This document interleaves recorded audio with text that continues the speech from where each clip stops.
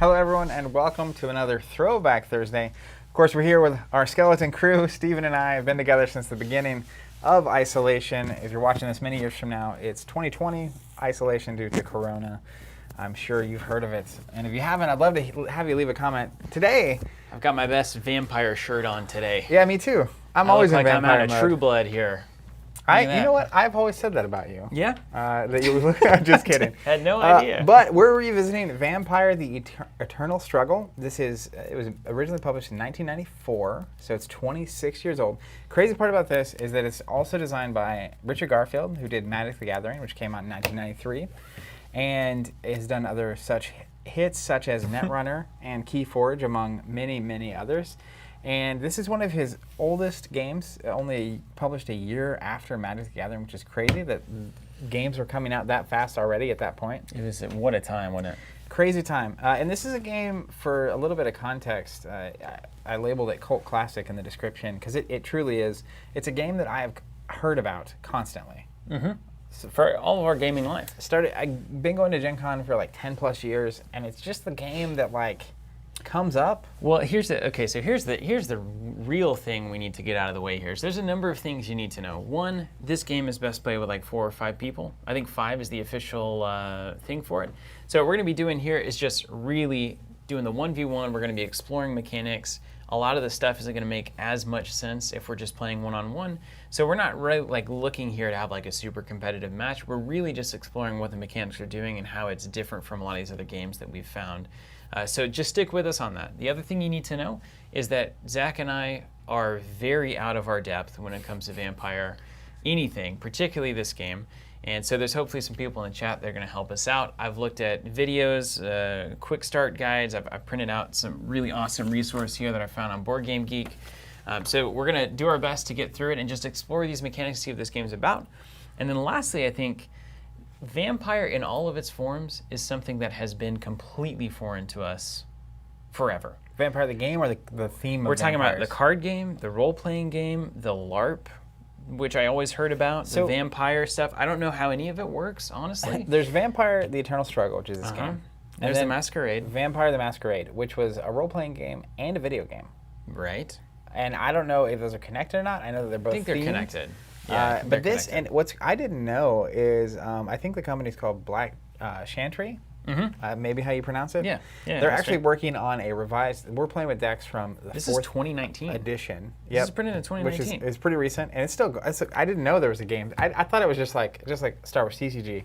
People, there might be a community making digital cards, and like they still get together and play sometimes. It's real deal. Someone in comments was just saying they have 100+ players that still regularly play in Sweden. TLC just played a Lackey tournament. Yeah, so they're working on it. It looks really, really good. They're working on a 5th edition, and it's basically going to be 5 starter decks to learn how to play.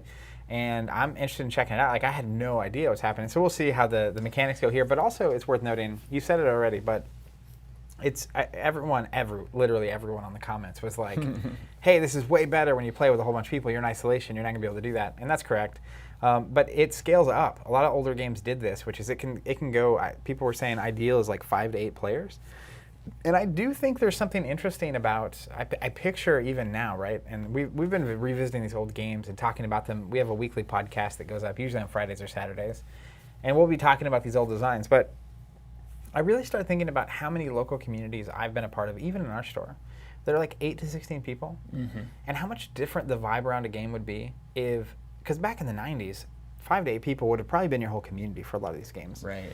The idea that everyone that shows up is playing the same game is actually pretty wonderful.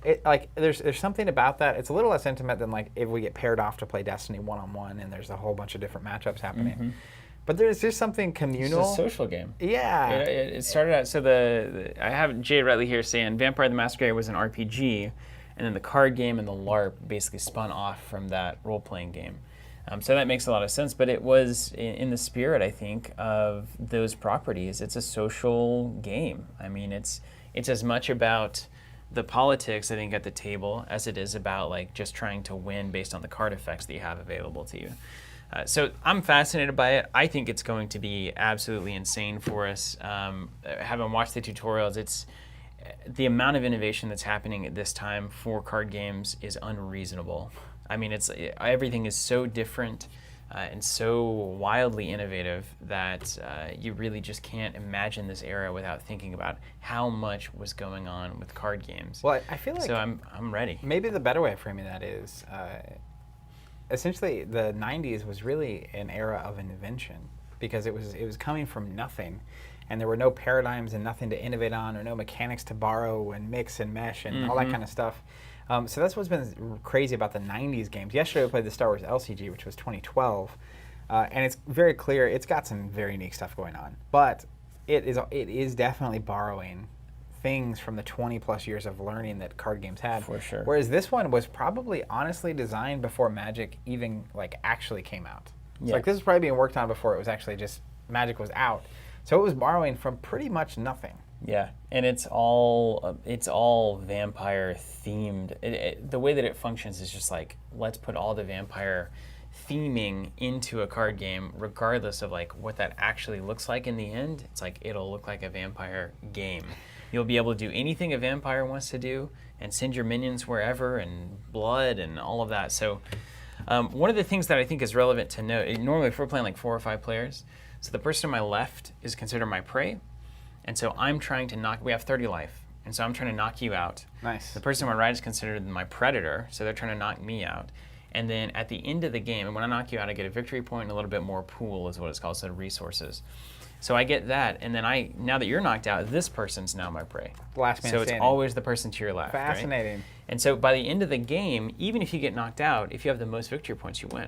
That's awesome. So like I could knock 4 or 3 people out and get knocked out myself and still win the entire game. So it's a fascinating exercise in how to do a free-for-all game where it's not just friends beating up non-friends, and you actually have some mechanics that force the action. And I think that is it's honestly a genius way to do the multiplayer rules, because I think we saw this later in the Game of Thrones LCG, another game that I'm hoping at some point during all this we revisit, but they had a multiplayer format, but it was a free-for-all, and someone wins at some point. Yeah. And I think doing it that way, it's kind of interesting because do I actually want to knock this person out yet? If they're doing work against the person next to me, yeah, like, because they're working on my next target, right?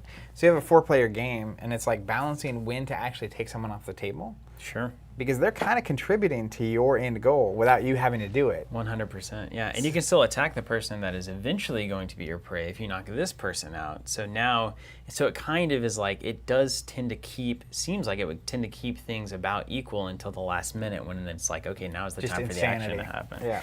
Okay, so let's go over some basic mechanics. Zach, I'm just going to cover this with you. Now, correct me if I'm wrong on anything. We're going to do our best, like I said, to do this. It's not easy to find really good resources. I think most people who play this are teaching it to other people or have been playing it for a long time. So coming in as a brand new player and trying to find resources for this is not the easiest thing in the world. And hopefully this video itself later on acts as that kind of a piece of content for people that are trying to get in. Because if you're watching it back later and learning this, 1, comment, I'd love to know, but 2, hopefully this is helpful as that you can learn along with us effectively. That's right. So let's just relax. Let's check into it. So let's go into the top down here. Into the dome. There are 2 types of cards. These are your crypt cards. And so, you and I, basically, I am like one of these ancient Methuselah vampires, just like, out of control with my eternal life and whatnot.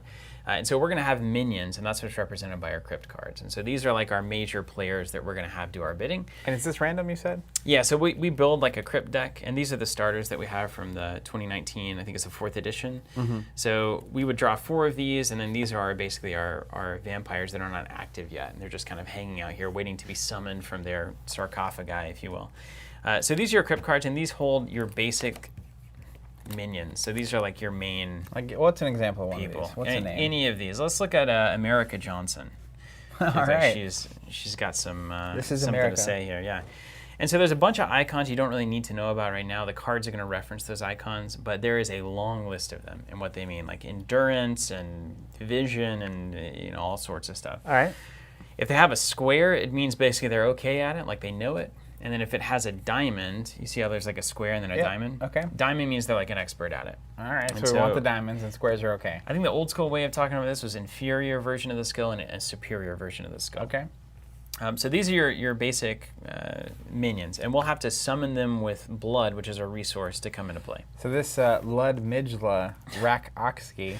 Chose a good one there. Yeah, she has 3 superior skills, so she seems like a very talented minion. You said they were minions, called minions? Yeah, minions. And so you see in the bottom right here too, there's a number like a 7 or a 4 with that little red bobble around it. That's how much blood you're going to have to spend to bring them into play. Okay. To flip them up, and then it also turns into their life value during the game. All right, so the cost and the health. That's right. Then we've got the rest of the cards, which is our library, right? So this is just all of the cards we're going to have in our hand. And you can see there's a ton of examples of this. So if we look at a card like, let's say Deep Song, right? So it tells us it's an action. And this is in the reprint, the tutorials I was watching, these were just symbols. They actually wrote the words now, which is really handy. So these are your actions, and then you can see how they have the 2 symbols. So you have the square version of this symbol, there's one effect here, and then if you have the superior version, there's another effect. And so as long as you have the basic symbol, you can do the basic thing. If you have the advanced symbol, you can do the advanced thing or the basic thing, one or the other. Okay. So that's your that choice. makes sense. Yeah. Does this remind you, this looks a lot like the Mythos cards. Yeah. Yeah, it's very similar. The art style and everything that was going on at that time is really great. One of the things that's relevant here too, that is kind of the ultimate rule to keep in mind, is you're going to have a hand of 7 cards from your library, and every time you play a card, you're going to replace it. Okay, always so have 7. Always 7. There's no draw Eternally. phases. There's nothing weird. It's always you got 7 cards, and most of the time, almost all of the time, the actions that you're taking with your minions, you're going to like tap them and then play what they're doing out of your hand as a card. Okay. And is it called tapping in this game? They called it that in like all the early tutorials. That's probably pre-trademark copyright. Apparently whatever. the trademark's gone now. Okay, well then we can But tap them. we can tap around. They're getting tapped. So most of the time, just understand that there's not like a long list of actions that you need to be aware of, like attack and defend and all of that kind of stuff. Most anything that's going to happen in the game is going to be literally coming from your hand, and you're going to read the text of the card and do what it says. Okay. Another thing that you need to know is, it just helps me to get kind of the fundamentals going on. Everyone in the chat saying that everything you've said so far is correct. Okay, good. So let's say a lot of times the board's going to look something like this. Like we've been able to summon a couple of vampires, and these are not in play They start yet. face down. Yeah, they We all have start to pay face the down. blood to flip them. That's right. And when they come out, so like let's say that I paid Got a the nice 4 blood for counters. Johnson there. So she's out here, and she's got the 4 there. So the counters go on, and then I presume if I do damage, I'll remove the counters. That's right. That's how combat is going to kind of take these guys off the table. So we got the 5 there. Now, anytime I want to do something, it's an action, right? So let's say I want to take an action like that card that I had earlier. Deep Song? Deep Song. So let's say action. Now, one of the basic actions of this game is bleed, because you're a vampire, right? And the way that you reduce your opponent's health is by bleeding them. So in the game, this is going to be like my life value over here, right? And I've got this. I think this may be called the influence. I'm not 100% certain. Put it on. Yeah, there we go. So this is my life value. So if I attack, I take this action, and I have to declare a minion to do this action. So let's say America Johnson, I tap her, and I play this action card, and it's okay, it's Deep Song.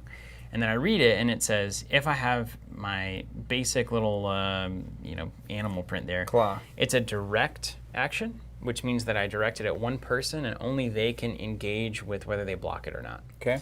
Other actions are undirected, which means that I believe anybody at the table can block that action. So everything can be blocked, every type of action. I'm not like attacking you, I'm just taking an action. And then if you decide to block that action, that's when combat happens. Otherwise, it's just an action and it's going to happen. So direct action, bleed with +1 bleed. Normally a bleed is just 1, so I'd reduce your life by 1. This card's telling me I'm going to reduce it by 2 instead. Gotcha. Okay? Now, she doesn't have the claw, so is that a problem? Yeah, I think that's a problem. I don't think that I can play that. Oh, okay. But I didn't know if haven't- it was just like some penalty or something like that. No, I don't think so. I think that literally means, it either means that I can or can't play it, or that it's just like this type of card. So if I need to discard a card of that type, you guys can help me out with that. I don't know if this symbol means you can or can't play it. I think I have to have this symbol you see on the top of this. You have to have this symbol to use its inferior effect, or you have to have the other symbol to use its superior effect. So I don't think she could play Deep Song. So let's go here, actually. Let's have Yuri do it. That's a better example. It seemed P2 is saying undirected actions can be blocked by your neighbors, not anyone Neighbor, on the okay, table. predator or prey. Right on. That makes a lot of sense. Derek says you need the icon to play it. Yeah, and so if you look here at Yuri Karazinski, Y-U-R-I. Yuri. So he's got the little diamond. The superior clause. The superior clause. So that means that he can either do the bleed with +1, or on Deep Song, he can trigger Frenzy because he does have that effect. Enter combat and lock a vampire. That vampire is considered the acting minion in that combat. So you basically get to invite somebody and now start fighting. And locking, someone said earlier, is the word for tap in this game. Oh, right on. Nice. Yeah, according to the 4th edition That rules. makes a lot of sense. Good. Enter combat, tap them, and then they're the acting minion in that combat. That's nice. That actually makes a lot of sense. Okay, so because I know who you are, Zach, Yes, you do. those are the basics. So let's go ahead and get into it. Let's just start. I was curious if that meant you were picking a certain deck for me. Now I realize it meant the best way for me to learn is to dive in. Let's just dive in. I don't know anything about any of these decks. All right, here's what I want to do. I want chat to pick my deck. Let me get this correct. We have red, seems like. What's up, Parker Fredrickson? Parker, you were hanging out yesterday. All right. Wild Garlic asking, it's choose. Yeah, you can't do both the superior and inferior. You have to choose one. Normally the superior is what you're going to want. We have a greenish looking color, greenish, and I don't even know. It's not really. This is also green, but it's got like a purple going on instead of the like yellowish white. And what color is yours? What is that? Green. Pond? With, like, I don't know. Just green, brown, vomit. Which of these decks would you like me to play? I'll just play this one. I've got it in front of me. We're gonna go 1, 2, 3. First vote I see. Matt Garrett says random it. Wild Garlic says yellowish. Red. I mean, I am inclined towards red in general. Bonish. I like bonish. Red. All right, let's go red. I saw a couple reds. Yeah, that looks good. Bonish. And then we'll swap up and we'll play all of them. Yeah, of course. Well, we'll see. You never know. Sometimes these we relax into these games, and then all of a sudden it's 5 or 6 o'clock somewhere. All right, so here's 4. Is that my life? Because this is a 1994 game, we have to play with these dragon tiers here. It's the only acceptable Man. way. Have you ever seen the movie Lost Boys? Uh, That's about the start I don't and think so. end of my experience with vampires. Some of these characters remind me of them. Let me, like, Guggenheim definitely Guggenheim. looks like he's one of the Lost Boys. it's a good museum.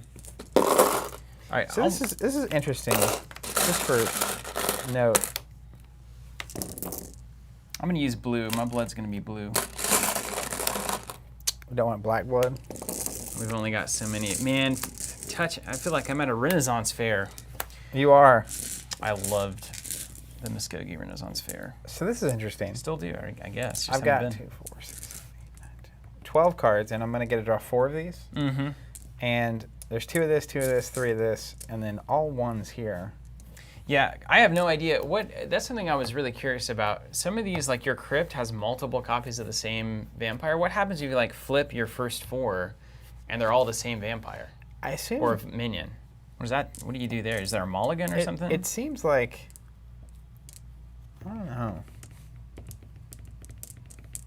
10, 10, 10. Okay, here we go. Is this my starting life Yeah, for it's your real? starting life. That's everything. Oh. That's everything you got. Jason says, then you're out of luck. You're out of luck. Yeah, well. 90s classic. 90s. We've heard that so many. Welcome. They're unique. So you get 4, and if any of them are doubled, you get rid of the doubles, or you just can't flip them. I guess you just can't flip them. Yeah. Mulligans weren't a thing. You can't do anything until you draw more crypt cards. We'll do it. I'm just going to get lucky. And it is very strange. Better to be good than lucky.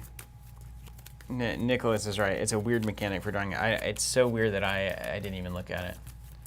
But I know that you can do it. It's very All possible. right, so I get 4. Do I get to see these? Yeah, you can peek at them. Just don't flip them face up. I'm not supposed to know what they are. All right. Well, let's do this. Somewhere in the middle. That seems about. Our All right. basic board is going to be this. Yeah, and what then goes in the back? We're going to have our extra crypt cards to the left. We'll have our library to the right. And then, or we can do this backwards so we don't have a giant tower blocking the camera there. And then we can put our discard pile where we want. Is this like the front of my row or the back? Or the So middle? this is kind of like your sleepy row, and then in the middle will be our active row. So you probably scoot yours back a little bit. Scooting. Boot scooting. I'm going to do Bleeding. this somewhere. So these are my resources. You'll know when I'm about to win. All right, and then we have these ginormous decks. Giant decks. It's probably not that big. This is probably, what, 80 cards? 60 cards? I've become used to smaller decks. I think it's 60 to 90 was the rule. And I think it depends on how you do your crypt. Well, these are the starters, so I assume. And I think that those have been shuffled, too. I think I shuffled all of those. Shuffled well. Well, I'm already... Yeah, Derek Bear on Facebook saying it's a balance. You can play multiple characters or multiple copies. Some decks look to ensure a vampire gets into play. Basically, they want to be sure they have a one. certain vampire. Yeah. I'm already almost there. I call this the Matty P special. Yeah, the old consistent random. Consistently random. He texted me because he heard the call out I gave him on the podcast. He's like, he apparently couldn't stop laughing because I was directing my commentary at him. How is the overhead, guys? Is it bright enough? It's hard. Our monitor is a little bit questionable sometimes.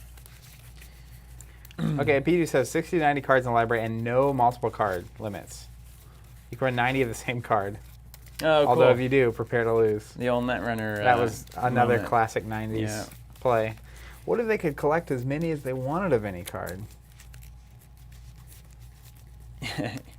Yeah, good. Looks good. Great. Miguel, I love your play. He says, I love your play. It's the it Vampire looks like your Arena, playmat's yeah. an arena. I see people sitting and cheering. That's awesome.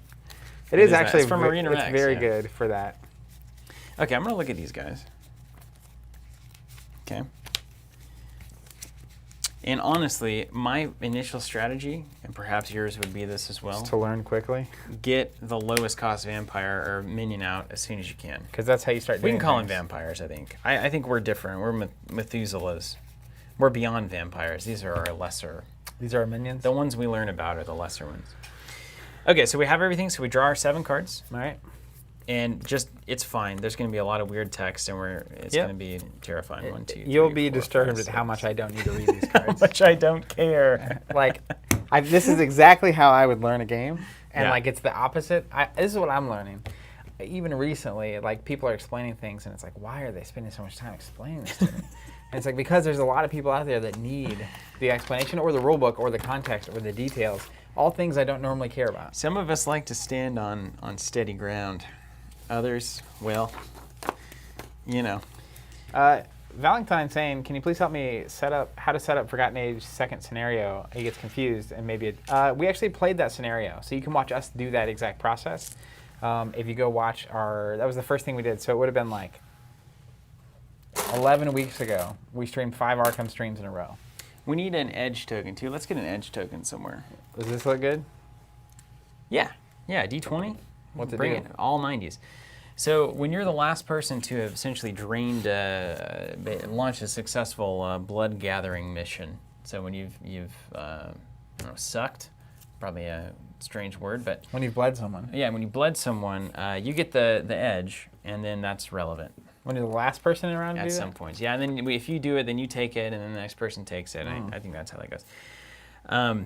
Because it says here on the untap phase, it's where we start, and we're not going to untap anything because nothing's been used. Classic. But if you do have the edge at this point, you gain a pool, which is your You gain 1 blood. 1 blood.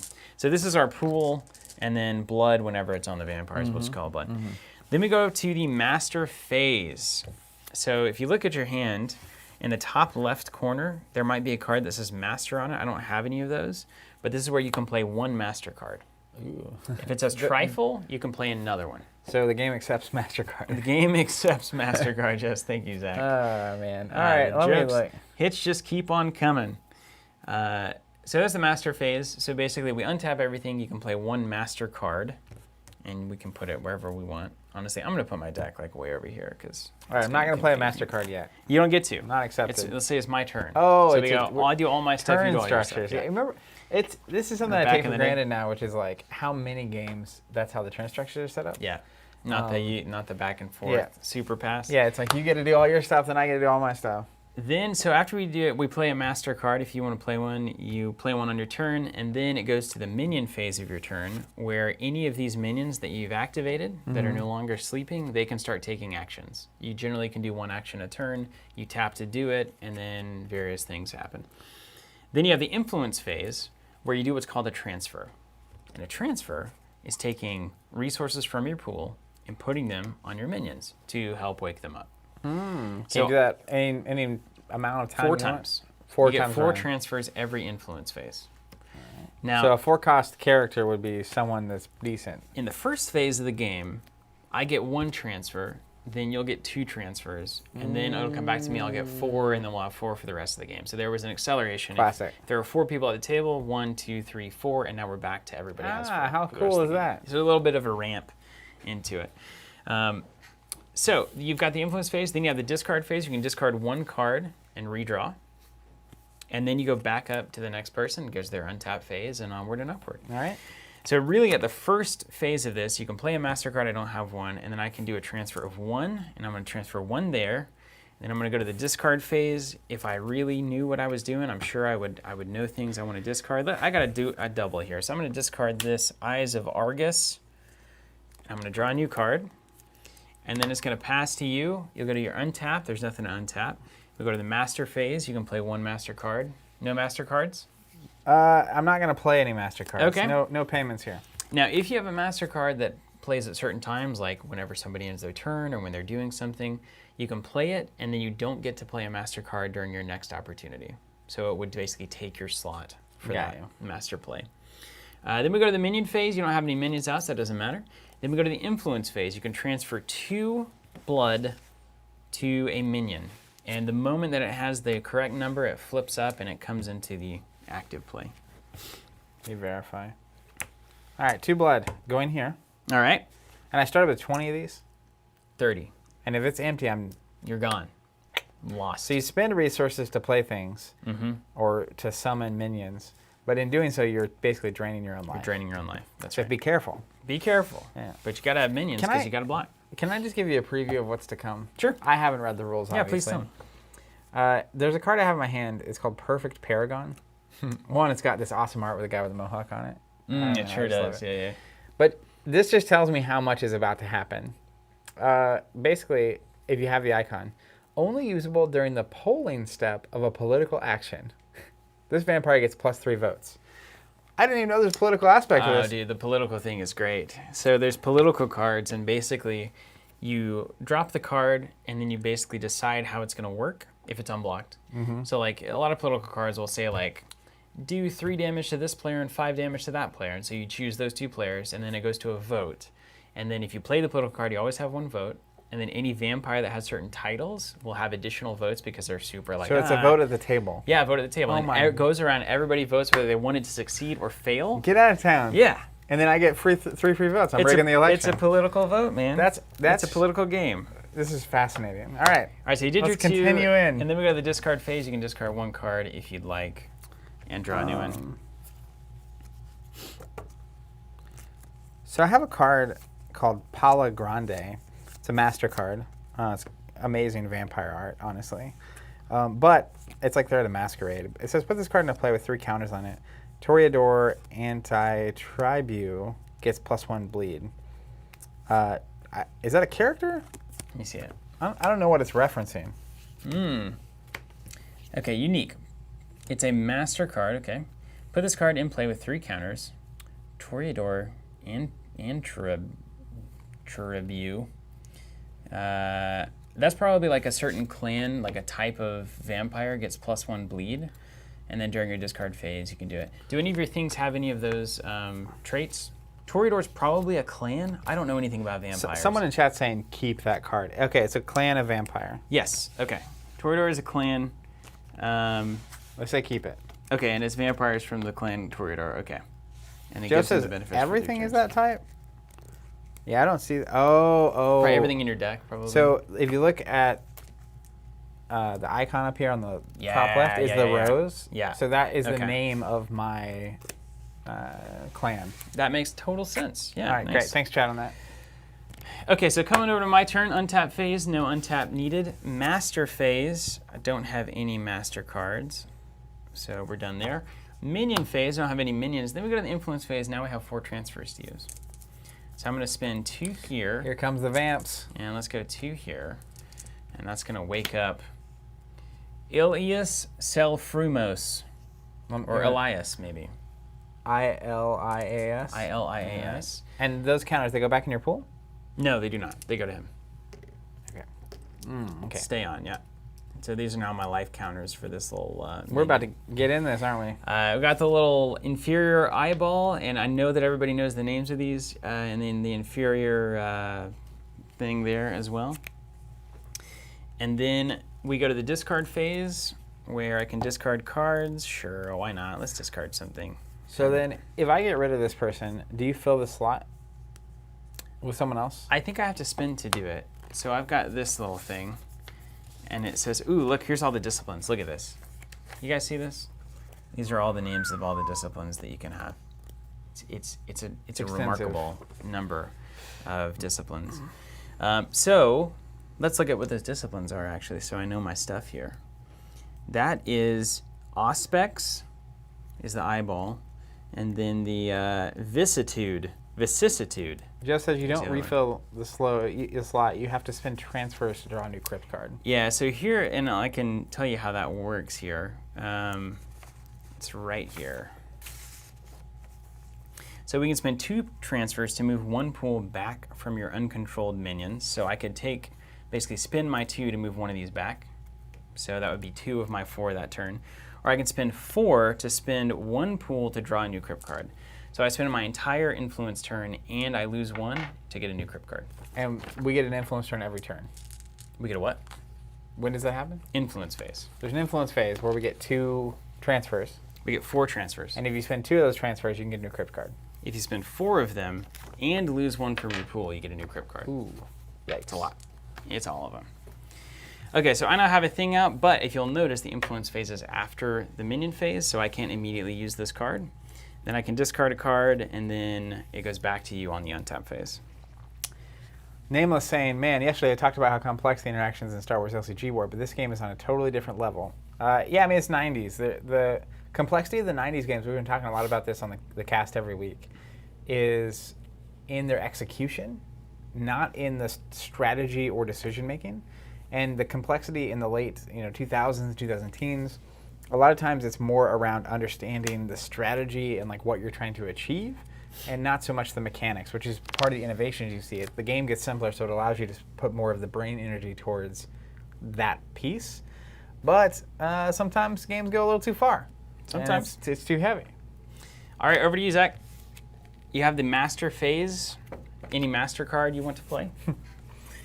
No. Now the minion phase, you don't have any minions. Now the influence phase, you have 4 transfers to use. All right, let's put them all 4 here. All right.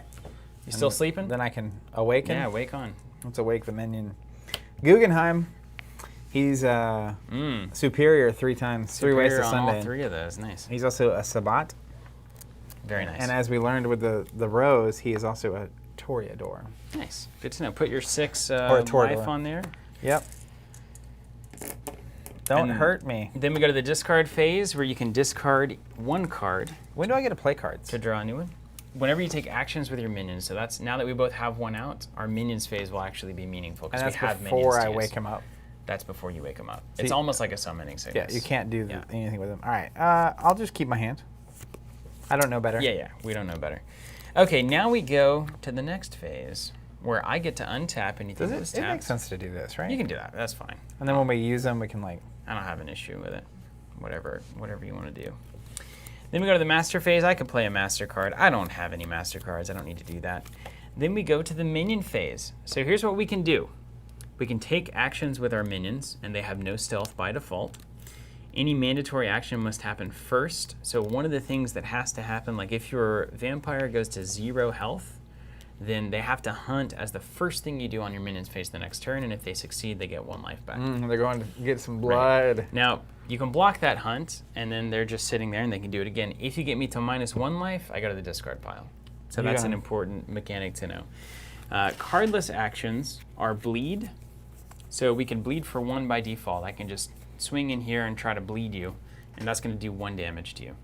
You with me? Yep. All right, so bleed for 1 is an easy action. That's the first thing. So you can just bleed for 1 and it does 1 to me. Just 1 to you. That's probably the basic attack of the You game. can always do that. Then you got to hunt, and then we saw what that is. So that's where if I was essentially empty, I could try to go find something to, not you, but something, just like whatever's out there, whether it's a kid or a bat or whatever, I could go. If you have get some no blood on you, or blood, if you have no blood, you have to hunt. You must do that. And that's just tapping to try to gain 1. That's If I block it, you're going to just stay at 0. That's right. Necessary. Then we've got the Diabler. We won't worry about that. That's where if a vampire has gone to what's called torpor, this is the minion. If it actually gets knocked out, it goes to like its terrible deep sleep. You can come over there and wreck it into the nothingness of time and space. Do I get anything for that? Yes, there are some things you get from that, but it's a lot more than you're wanting to know right now. All right. Then we have Rescue Torpor, where I can go grab a vampire out of this and bring him back in. And I can do that for other players as well. But we probably won't explore those mechanics much, if at all. Worth noting here, Joe giving a note saying the rose on this character, Guggenheim, means he's a Toreador.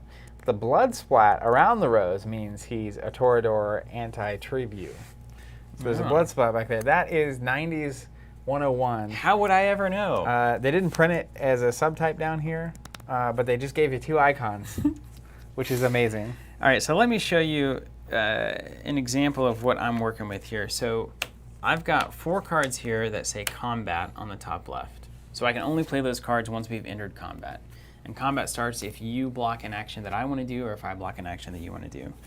I've also got 3 reactions here in the top left. And as a reaction, you might expect you're reacting to an action that's happening currently. So I don't have any cards in my hand that actually start actions. So I'm going to look at the basic actions that I can do. Bleed's one of them. So I just want to see what happens here. I know this is absolutely the wrong thing to do, but I'm going to tap Elias Selfrumos, and I'm going to declare a bleed. Okay. And so now you have the option, in if it's not a direct action, everybody has the option, or I'm sorry, your neighbors have the option to block it. So now you could tap here to attempt to block this bleed. Okay. If you want to. Should you? Sure. Let's get into some combat. Let's see what happens. And we are the Methuselahs? We are the Methuselahs. That's right. We're the ultimate. All right, so that card does nothing because I need another player. And the way that things generally work is like most of the time you're trying to push through actions by getting stealth. And stealth is the way that you get through your opponent's defenses without them being able to block. Okay. So there's 2 important concepts. Stealth, when I'm trying to do an action, I want to get as much stealth as I can because you have to get as much intercept as I have stealth to block that action. And where is your stealth? My stealth is currently 0. Cards are generally going to add stealth. And or it'll say it on the intercept action is also card. 0. Right. Yeah. I will allow you to bleed me. All right. I'm going to give you some of my blood. Bleed on then. So no blocks happen, so no combat happens. So then you lose 1 from your pool. This just goes out. It's gone. All right. And then I've successfully bled you, and I get the edge. Edgy. Because I'm winning the blood race. And then then I go to the influence phase, and I have 4 transfers. Let's use all 4 of them here. We're gonna bring... Here comes the vamps. Ooh. Duality. What's up? That's cool art. Yeah. Great. What's the it Kylo say? Ren of vampires there. Duality. So it says I can draw 1 additional card after replacing a card requiring vicissitude. Duality played. All right. So if a card requires vicissitude and I play it, I can replace it with 1 additional card. Okay. Which is nice. And that's it. So now I can discard a card if I'd like. 4, 5, 6, 7. What up, Mike, on the chat? Shout out to Mike Cook real quick. He is the person that provided these decks for us to use. Really appreciate it. He also says What We Do in the Shadows is amazing as a series and a movie. Matt was talking to me about that actually recently. I think it's on Netflix. All right, done. Okay, my turn. Your turn. You start by untapping anything that was tapped. Did it. Then we go to the master phase. If you have any master cards to play, Let's do it. you got a master card. Play on. You can put it like right here. All right. Palo Grande comes in with 3 counters on it. And draw a new card before we forget. Ooh, It's like yeah. L5R. You got to Super refill good. those provinces. So can I just put 3 on this? Sure. Put this counter in play with 3 counters. I'm going to use the black one since it's neither of our bloods. That's blue, so we'll grab a different one. And it says, Toreador Anti-Tribu, get +1 bleed. During your discard phase, burn a counter from this card. If there are no counters left, discard it. Okay. Classic. I'm going to grab my water while you're All right. looking through your turn. And then now I can, now I do stuff before it's the minion phase. Yeah, now it's the minion phase. And then you get to summon things at the end of that. So how, you bled me earlier from my pool. How do you get the blood off of my vampire? You have to enter combat. So if you had blocked my attempt to bleed you, then we're actually attacking each other. Okay. And you can see how this would really escalate when you have 4 or 5 people at the table, right? It would be madness. Absolute madness. The best kind of madness. I see people playing this like a Gen Con late at night, and I'm like, what's going on? They're all having a great time. And now I know why. What's an ally? Is that's not that. Allies can be summoned by cards that summon them.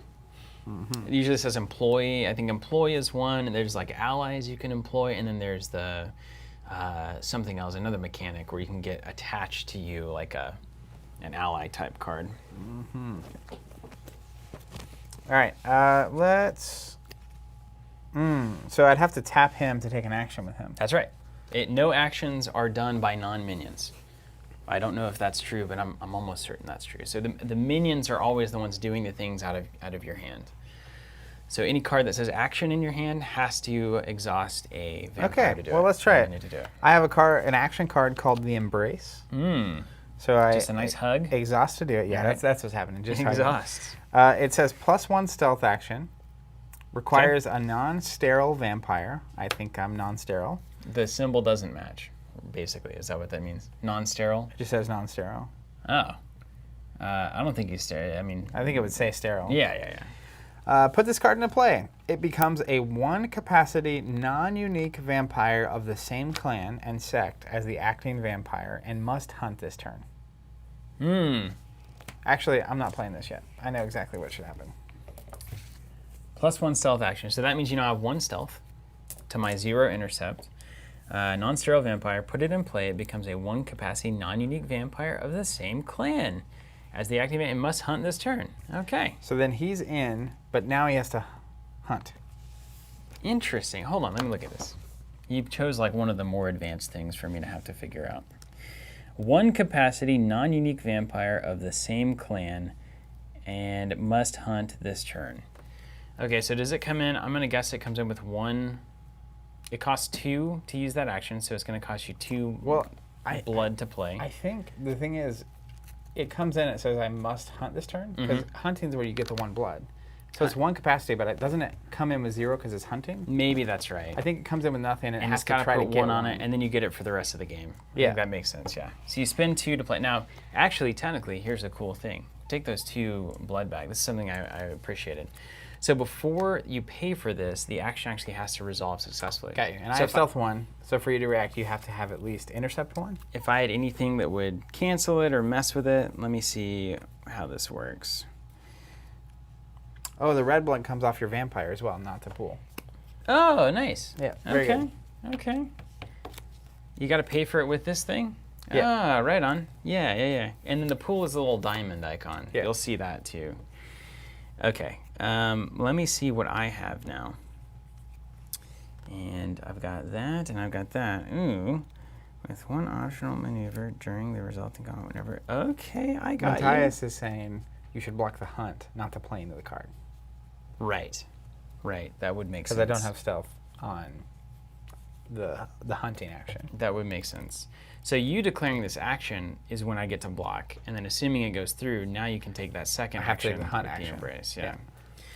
But I don't, you can hunt all day. What if I just stop you from doing this action successfully? Then That's I keep a thing, hunting. right? Let's look at what reactions I've got. Yeah, locked vampire, yeah, maneuver. Yeah, Josh, I think it's awesome. It's one of the best parts of these streams, especially the Throwback Thursdays we've been doing, where we're learning these new games. Having chat along and people that are passionate about these games and know the rules inside and out helps us get the rules right, but then hopefully we run into the same questions that someone who's trying to learn how to play this would. And so they naturally, as they're watching, will get things answered that they would themselves be running into. Really cool. I love that we're able to do this. Okay, how about some of this? Hunt has 1 stealth? It might always have that. I don't know. There could be a thing. They're saying it also has 1 stealth. Oh yeah, +1 stealth action. Okay, so both of those are gonna have. Does that mean that playing this action, the embrace? So explain to me how this works out there in the chat. So you play the action, the embrace, and before it resolves, I can block that action, right? With my minions, I can block that. If I successfully block it, this card doesn't ever actually come into play. He doesn't pay the 2 blood, and it goes to the discard pile. Is that correct? Because the blocking of actions, especially an action that's bringing in a new thing that then is going to take an action, is kind of bizarre. And yes, I can get the +1 intercept. I just kind of know. Okay, so Derek's telling us that is correct. That's how that's going to work. Okay. Okay, so let's block it. I just want to see what this looks like. You're blocking them to play the action. So to do that, I play a reaction. Let's say Spirit's Touch. It says I've got to have the eyeball to do it, and I've got the eyeball on duality here. And then because I have the advanced eyeball, it says +1 intercept with 1 optional maneuver during the resulting combat whenever this vampire blocks. So I believe that means I can play more than 1 maneuver whenever I block. So I'm currently at +1 intercept to your +1 stealth. And so now rather than playing this card, we enter combat. Unless, I assume you could play a reaction to get an additional +1 stealth, and then I have to get more intercepts. And remember, you draw after everything you play. Yeah. Ooh, okay. So now we're in combat, right? Assuming that this all resolves correctly, yeah? Okay. right. I don't have a way to stop the combat. All right, Spirit's Touch. Let's just leave him out here so we remember what happened. So now we enter combat. Now we get into the weird stuff.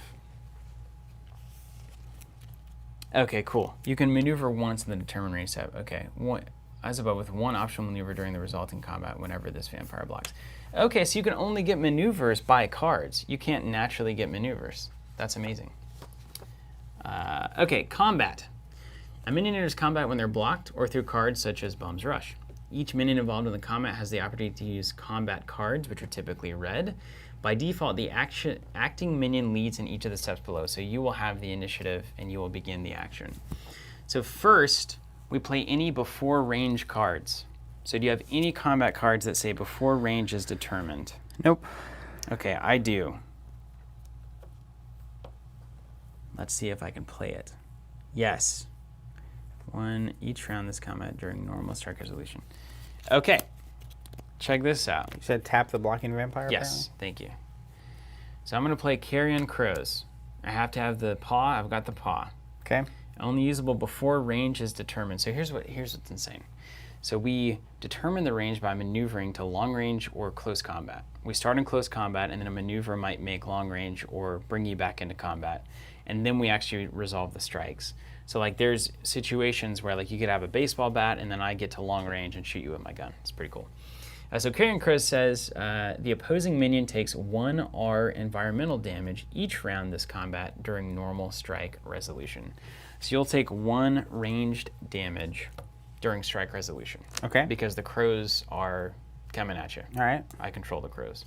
Stephen Crow's Eye. Then you can play a reaction if you have if I have a combat reaction. any before range. I don't have a before range. Okay, so that resolves. Then we determine range. It starts at close. It can switch between long and close. Typically, combat cards or equipment are required to maneuver. So like the Spirit's Touch, it said I get 1 maneuver. So I can actually use that. If able, each player has the opportunity to maneuver to long range or maneuver back to close. So correct me if I'm wrong out there in the live chat. I believe this is, I believe as long as I have one maneuver, I can go to long range or I can go back into close range. So I'm not going to maneuver at all, Zach. Let's just stay cool. Okay. So Okay. When would a combat reaction make sense? Combat reaction is probably, there's a before strikes phase, there's an additional strikes phase, there's a resolve strikes phase. Does it tell you anywhere where you would? It's a strike. It's a strike, right? So that would be during the choose strikes phase. You start in close, and then I could go along with the maneuver if I wanted to. So let's just say no. All right. Let's do this. No long range All here. right, no maneuver. So we're in a scrum. We've determined the range. Now, if there's any before strikes combat cards, you can do it now. I've got nope, I've got a strike, and I've got a before range. So anything there before strikes? You're good. So now we choose strikes. Each player chooses their strike, acting player first, and it defaults to 1 hand damage in close range. So it defaults to a punch. Only strike can be played per minion. If a combat end strike is played, skip to E. Okay. So you can play a strike or you can go with a default. All right, you ready? Yeah, hit me. I have a combat action called Majesty. 1, 2, 3, 4. Oh, I got it. And it's got the little starburst that my Guggenheim has. But Majesty says strike, combat ends. Oh, nice. And it says the superior version, which I have, says as above, and unlock this vampire before combat ends. Ooh, so you untap. Mm-hmm. Very nice. Lock in. So it must have been a tap moment. Okay, so you get to choose. You probably want to do the second one. The second one is additionally. So you strike, and then the combat ends immediately, which means I don't believe I get to strike against you. Choose strikes. Okay. Also, the flavor text on these cards is great. Majesty is literally quoting Matthew 4:9. And these will I give you if you fall down and worship me. Oh, nice. Oof. Love that, don't you? Okay. The vampire process takes the damage above. So that will cost you 1 blood to play. From my vampire. Yes. It's the teardrop. Unlike actions you don't pay for until they resolve. Everything else you pay for whenever you put it into the slot. Okay. So I don't have anything to do against that. Okay. So combat ends and I ready? That's right. And then it is a strike, so you're going to do some amount of damage to me. I see a number in my corner here. That's deck building. So strike. Now the question is, I think this is just a normal strike. Because the strike says combat ends. Yeah. Whereas normally it says strike defaults to 1 hand damage. So I think I would take 1 damage from the strike, unless you have a strike +1 or strike +2. Matthias says no damage. No damage. Yeah, oh, okay. I think this is replacing my standard strike. So normally you could strike and do 1. I understand. From hand. Yeah. But then I'm replacing the 1 from hand with this card. And there's some that might say +2 damage, +3 damage, that kind of stuff. Right on. Okay, that makes sense. And then I feel like I'm going to stack up a bunch of these political cards, and eventually it's going to all make sense. And the Carrion Crows wouldn't trigger in that case because the strike resolution would basically not allow for that to happen. That's correct. I'm just going to discard these boys. So then what happens with this? This goes away, my Majesty? I think you successfully did it now. So now the Embrace comes in, and I'm ready. Whew, how good is that? I think that's right, but now you have to pay the 2 because it's successful, right? 2 from here. So it was unsuccessfully blocked. And then he has to hunt? Yes, has to immediately hunt. So then he's yeah. hunting? You got it. And then I take 1 from over here? I think it's from the common pool, yes. From the common pool. And now he's ready to go. And I still get another action. You can keep going, yeah, with it untapped.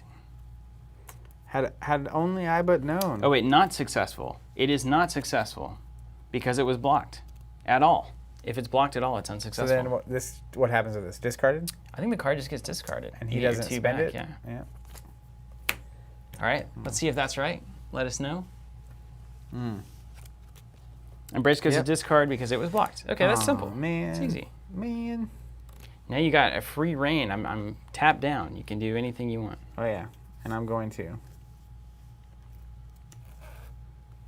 I'm going to move these guys up.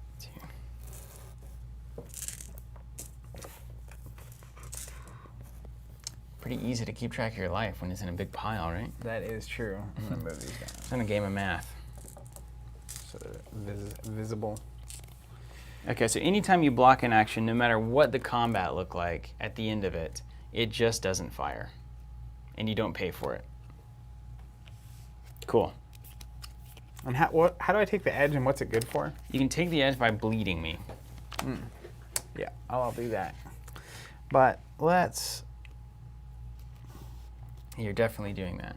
It's kind of like attacking the deck in Battletech, you know? Yep, I'm gonna use an action called Entrancement. And it's, I have it, and if I have the superior version of the little starburst, I get a bleed with +1 bleed. It's also +1 stealth, and I could steal, oh no, it's not both. You can choose one, yeah. I'm gonna bleed with +1 bleed. Yeah, makes sense. And if you had the advanced version, if you wanted to do that, there's a could direct steal an action, you get 1 stealth, and then you steal an ally instead. So that'd be sweet. Yeah, bleed with +1. You got it. Okay, so you are getting bled for 2. 2 and I think off I take the this table, back. and you take the edge. That's right. And I drew my card from playing a card. Okay, All right, did we do it? then I get to keep going down the phases. Now you do the influence phase. So now you can spend 4 transfers to transfer your blood essence to your minions. Awake, Lunar, for 4. I call upon thee. So she's gonna hang out. She can't do anything this turn, right? Yep. And then what happens next? And now we go to the discard. You can discard 1 card and draw. You Oh, can and then put your 4 on her. oh yeah, you can only play 1 master card per turn. Yes. And then if I play 1, you can't play 1 the next turn. No, if you play 1 like not in your master phase, then it takes up your next master phase. Because you can play it as an action. Yeah, some of them will say, like, I have one in my hand that says out of turn, cancel a master card played. So that would take up my next master phase. Oh. Slowly, man, it's coming back. There's a card called Creepshow Casino. Nice. If you pull that card up, what's the 2 skull on that? Let me see it. Bottom left. That's the 2 from your pool to play it. So some of them will bleed off your vampires and some of them will bleed off your pool. So that's the pool, the influence. Ooh, interesting. And can I have more than 1 master card in play? Yes. Not the same one though. Not Yeah. I'm with it. Okay, I will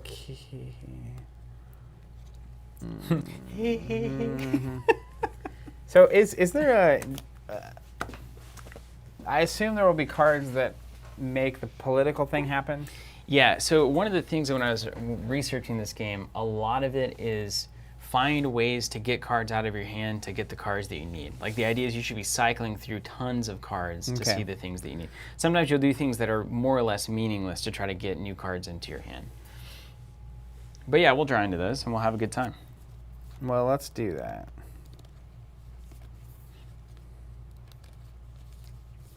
I'm gonna discard a card and draw, and then you're up. Ooh. I finally found one. Oh, you got it. Nice. Over to me. Look at that. Vampire stuff. Go fish. Okay. I have a card, Consanguineous Boon. Sounds about right. I've got the official vampire stack now. The sleeping zone and the awake zone. Is that what you're supposed to do? Yeah, I think so. It looks like a card game now, right? I think it kind of always looks like a card game. We got Rose. Okay, so now I have 2 things ready, and you've only got 1 thing. Okay. Now I'm looking through my hand. I don't have anything that says action on it. So that means that It's bleed time. it's bleed time, man. But I can block you. Action against you. Okay, that's not me. Do not replace until after. +1 does not lock. Oh, okay. Oh man, this is making a lot of sense now. Maneuver. Actually, Yeah. I just realized that's the dead card I should be discarding. The dead card. Yeah, always discard the dead card. Basically, if you're targeting me to bleed, I can tap a vampire to make you target someone else. But there's no one else, because it has to not be you or me. Right. It's a multiplayer card. Right. Multiplayer. Multiplayer is good. All right, Bun. Master phase. Kaya, I love this sentiment. It says this game stands out as an example of what old CCGs do best. Obscure who's winning by making it so thematic you just don't care and have to play by what feels right. Yeah, makes total sense. Okay, here we go. We got the master phase. I'm not playing any master cards. Minion phase. All right, well, how about let's start here with Bleed. Base strength of 1, 0 stealth. To block it, you will tap Lunar and will enter combat, or you can just get bled for 1. How combat is 1 from hand? Like combat cards in your hand? No, remember how does combat actually? What's the cost of blocking here? To me, is what I don't know. You might take damage to your vampire, and if you take enough damage, or whatever this is, kindred, etc. If you take enough damage, then she might get knocked off the table. If I have like 6 combat cards, I could stack up a ton of damage. Gotcha. Okay, so it's going to come from your hand. It would come from my hand, yeah. Yeah, It starts as 1. I don't want to do that. I'm not going to do anything. You All right, lose believe 1. me. Get bled. I blooded. Okay. Next up. Now, so I could hold back to keep a blocker here, which I like. Derek, what do you mean you can't block the next attack? You get the edge. No, thanks. I still don't know what the edge does, but it passes back and forth. Well, if you have it during the untap phase, you gain 1 pool. You gain 1 back to your Neither of us thing. have done that. We've not done it because we've been bleeding each other. Okay. Then, now I'm faced with I can leave something standing so that I can defend myself. And I'm going to. Okay. So I'm going to stay put. I'm not going to launch an attack so that I can make sure you can't do anything weird. And then we go to the influence phase. I got 4 transfers, so I'm going to transfer 4 to here. Now, it's interesting because characters give you more actions, but obviously it also definitely restricts your life pool. Yeah. You can imagine if, especially for in a multiplayer game, you got to really make some decisions. Yeah. All right. Yep. So what's next? Now it's I can discard a card. I'm going to discard a Carrion Crows and draw a new one there. And over to you. Nick asking if we're doing Champions tomorrow, Black Widow review. No, we're playing Arkham tomorrow. Champions will be on Monday. We'll be using Black Widow and talking through all the stuff as we play. So that'll be Marvel Monday. Can't miss it. Yeah, and this makes sense. So Sam's saying now I can potentially block and protect the edge so that I get an extra pool next turn. Okay. So we go to your untap phase. Untap everything. Whoosh. And then we go to the master phase. Okay. Would you like to play a master card? I do. What is it?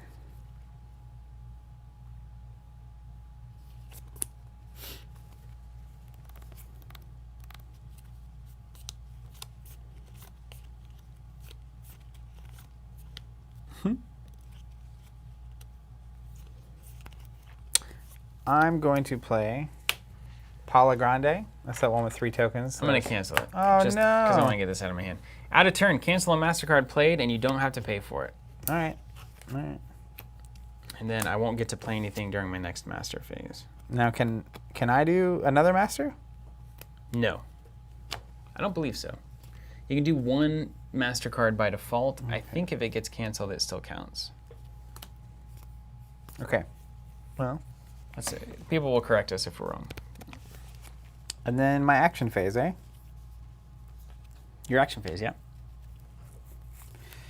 I will bleed with Lunar. I'm going to play another entrancement. And what does that do? It's just a +1 bleed. Okay, so you're bleeding at +1 bleed. So 2 bleed coming in. You know you want it. Come and get it. You know you want it. Okay, well, how about this? Ooh, yeah. Yes. Ooh, close. Okay, I'm going to play a reaction, Read the Winds. Do not replace until after this action, so I don't get to draw a new card until after everything resolves. Do you have to tap to do this? It gives +1 intercept, but then it says it does not lock for the block. So I do not have to tap to do that. Okay, so what happens next? Now I've got the intercept to your stealth, so I'm officially declaring the block. And now we enter combat. Okay. So now we go to combat. Any before range cards, you know I got it. You know I got it. I'm going to play Carrion Crows. Get out of town. So you're going to take 1 damage additional during strikes from the crows, assuming that everything resolves as we expect it to. Okay. Any before range for you? Nope. Determine range. Range is close by default. Do you have any maneuvers? Starting with you, anything in your hand that would say maneuver? No, sir. I kind of want to see what happens. I'll do this. We'll play the old Chiropteran Marauder. Looks like essentially a gargoyle. I can burn 1 blood, because I have the advanced version, to make this damage aggravated. Aggravated damage, I believe, if I hit you with 1 aggravated damage, you go right to deep sleep, dead mode. I'm not going to do that, though, because I want to see what happens otherwise. So I'm going to maneuver to long range. Okay. You can maneuver us back into close range if you have a maneuver card at that point. I don't. Okay. Then we go to choose strikes.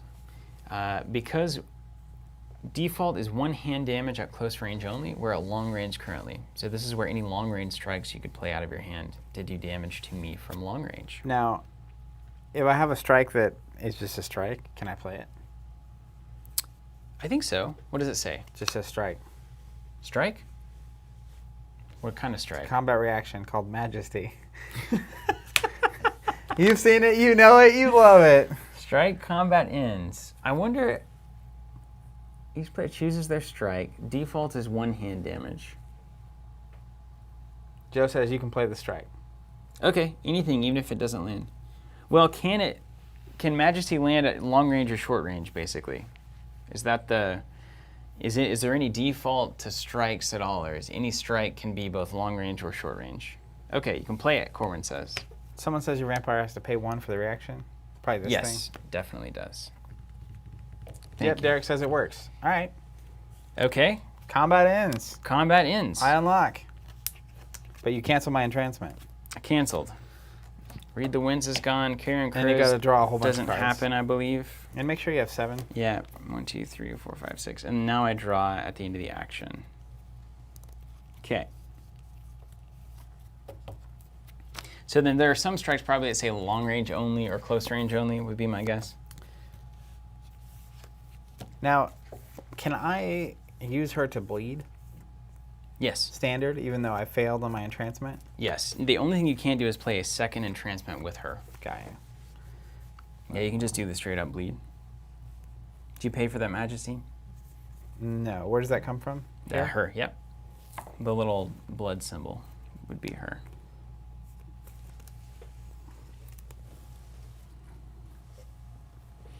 Is that true? Okay, Corwin says 1 action per turn. Action card? 1 action per minion. They can only do 1 thing per turn. So So standing readying up them- allows you to block. Really? Yeah. Because you're not going to see an untap phase before I get to attack you.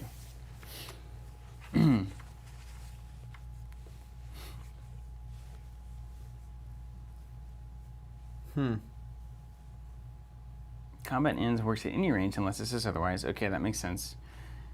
Majesty resolve before everything.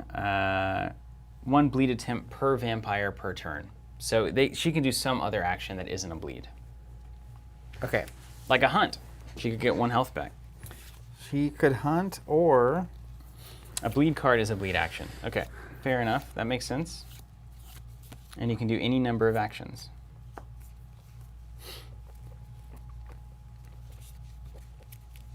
Makes sense. And that's per minion, right, guys? 1 of the same action per turn per minion that's actually doing it. And did you have to tap to do that? I didn't because of the card. There it is. All right. You mean lock? Lock, yes. All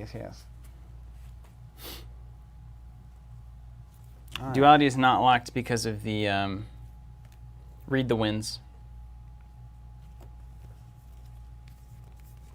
Okay. I'm just parsing this. I know it feels like Mythos, where it's really weird up front, and then eventually like, oh yeah, okay, I get it.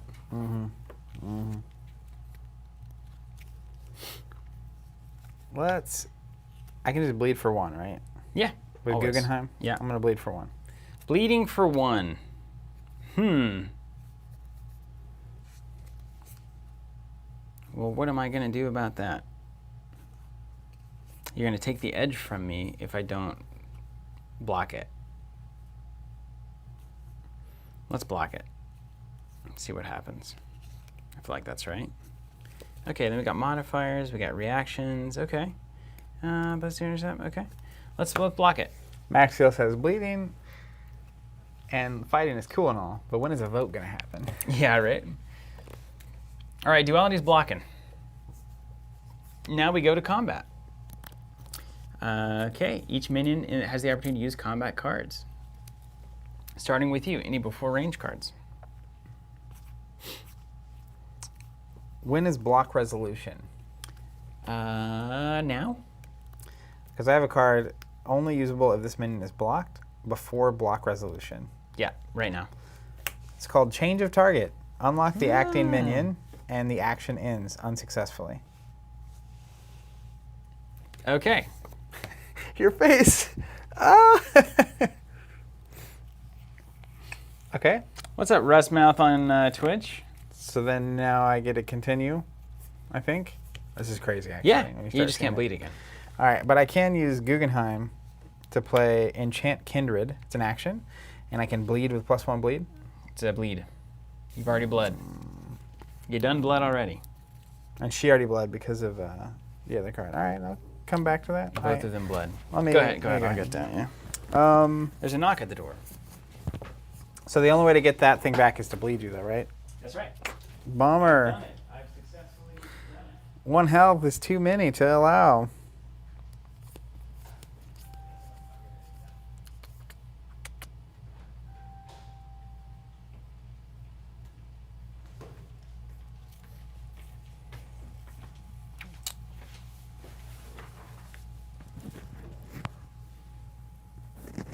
What about this? Enchant Kindred has the superior version, which is a +1 stealth action. Add 2 blood to a younger vampire in your uncontrolled region. Apparently he's untapped. What does that say? Enchant what? Wait, how is he untapped? I don't understand it. Didn't the card say so? Change of target. Before block resolution, unlock this minion and the action ends. So it's before the block resolves. So since it was before the block resolved, it never tapped to do it. Does that make sense? Yep. Well, that's an interesting card then, because I don't know why you would. I guess It's a total red herring. because It'd probably be like if you get stealth and you don't think I can get the intercept to block you, and then I do get the intercept to block you and I burn all my cards to do that, and then you're like, oh, nope. Don't want that. Gotcha. Don't want you attacking me. Yes, we know, Carl. Everybody who's saying we need more people to play, I don't know if you've heard, but there's a pandemic at foot, and we can't just pile 5 people into the office here. But All right, it doesn't make sense to play. we're just looking at the mechanics. So how about we just try to put a hunt with here, Yeah, I think that's totally fine. and I just get 1 from downtown Mm-hmm. on her, Yeah, and you can't exceed your max. Yeah. and then I will keep going. If you want to. No, I mean I go the next whatever. Yeah, next phase, influence phase, 4 transfers.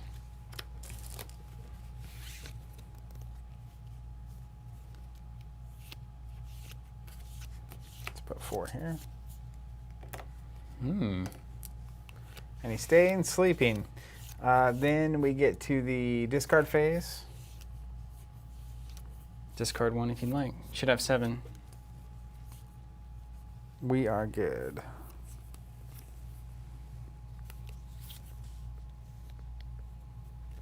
Done? Mm-hmm. Okay.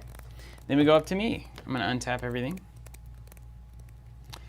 Then we got the master phase, and I don't think I can play anything because I played that cancel card last turn. So I think my master phase is exhausted. We'll see if that matters. Then we go to the minion phase. Get ready. You're gonna get bled. We're gonna get blocked. Bet you get a pool at some point. Oh yeah, I got the edge. I get one during the untap phase. I'm on the edge. I'm on the edge. Modifier. Limited. Interesting. All right, how about some of this? Duality is going to declare a bleed with the modifier Changeling. It says usable during a bleed action. I can either get +1 bleed or I can get +1 stealth if I have the super icon, which I do. I'm going to take... I'm going to take +1 bleed. So I'm going to try to bleed you for 2. Oh, play it later after they block or not. Okay, this isn't going to happen. All right, I'm not going to block. Ah! Changeling. I'm going to get +1 bleed. Okay, bleed me for 2. Bleed you for 2. 2 for my pool. Yes. Okay. Gone. Okay. How about this? I'm seeing a lot of the same cards now. It's looking like an actual deck. Okay, and then next up, we've got...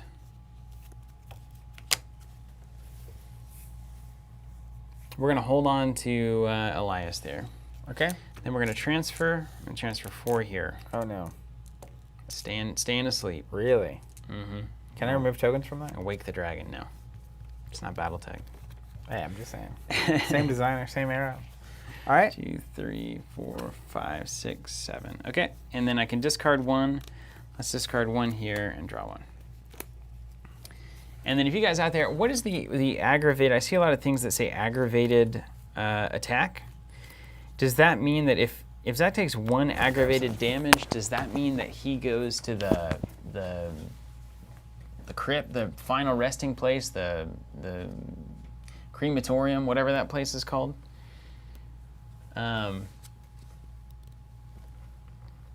That's what I need to know. There's an aggravated ability that I don't quite appreciate. So Corman's saying yes, and then if he takes 2 aggravated damage, he actually goes to like death, right? Ash? You can't use blood to stop damage, so you take the damage and you go immediately to torpor. My gosh. And then once you're in torpor, you've got to get out of torpor somehow? Can you get out of there?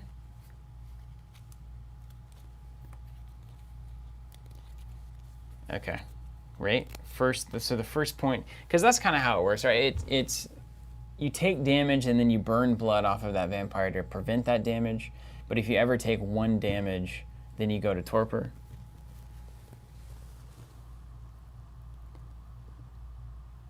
You have to take an action to escape it. Yeah, for 2 blood. Okay.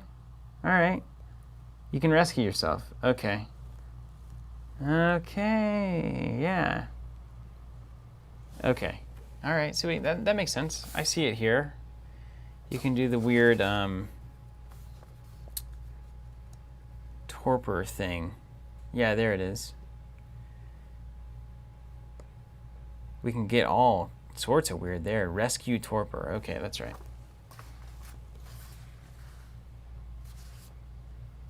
Yeah, Jay, really, 100%. These old game streams have really made me realize how many card games I played and have no idea what happened to all those cards. This was a crazy time. This was an insane time. There was so much going on with card games. It's just mind-blowing to me. I actually quite love it. And then torpor is this weird place where vampires go, but it's not death. They're in the deep sleep, right? They're just kind of super tired, and they've got to get themselves back awake. And can you guys tell me what was Jihad? Was that like this, but not actually vampires? Because I see that mentioned in the same breath all the time.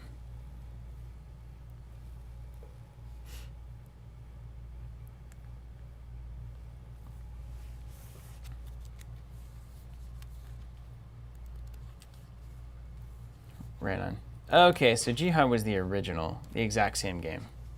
All right. Did you learn anything? Yeah. What did we learn? Torpor.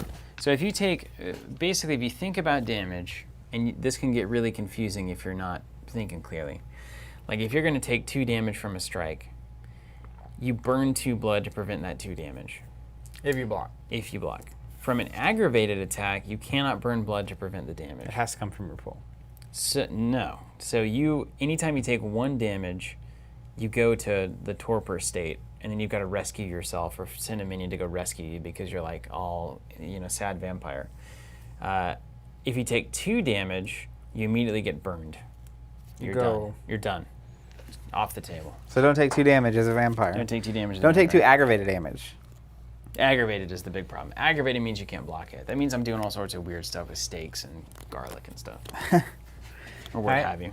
And what have yous and whatnots. You want a toe? I can get you toe, Zach. By Tuesday. Where were we? With polish. Were you taking your turn? I put 4 here. I can discard a card. 2, 3, 4, 5, 6, 7. I did that already, so we'll go up to you. We'll go to the untap phase. Untap. And then you go to your master phase. You can play 1 master card. Yes, Richard, this will be up on YouTube later on. It always auto-saves. Correct us, Simo. Correct us. All right. What's a non-titled Torador? Anything here that doesn't say, like, you'd know if it was titled. You'd know. You'd be like High Prince of Torbador Land. Okay.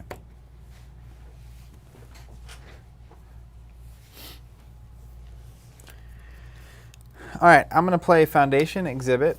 It's got hilarious art. It's a unique location. Each non-titled Torador anti-tribu I control gets +1 vote. All right. Any vampire can burn this card as a direct action that costs 1 blood. So I can take my action to go try to burn that card for 1 blood, and you can still block that, obviously, to prevent it from happening. But all of my vampires get +1 vote. I'm not telling you why.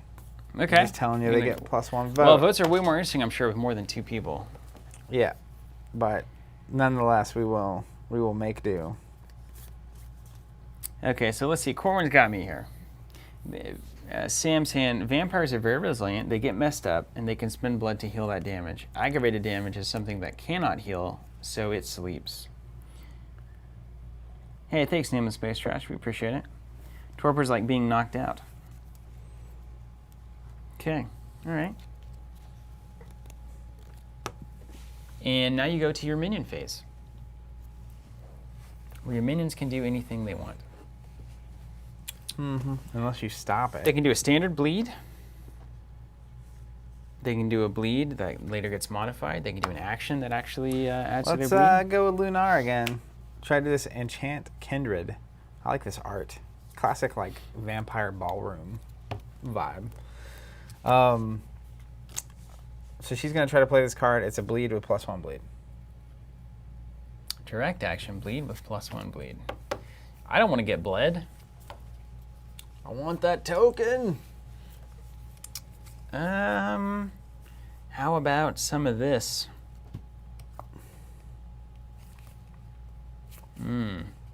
Nice.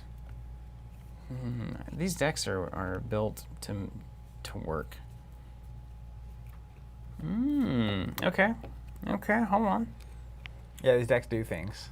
You can tell. I just can't connect all the dots yet. I had a whole bunch of cards referencing other cards, and I was like, I don't know. I've got such a killer combo. I'm going to declare a block here. All right. Do you have any before block resolution cards? No. Okay. We're blocking. Okay. Now here we go. Block is happening.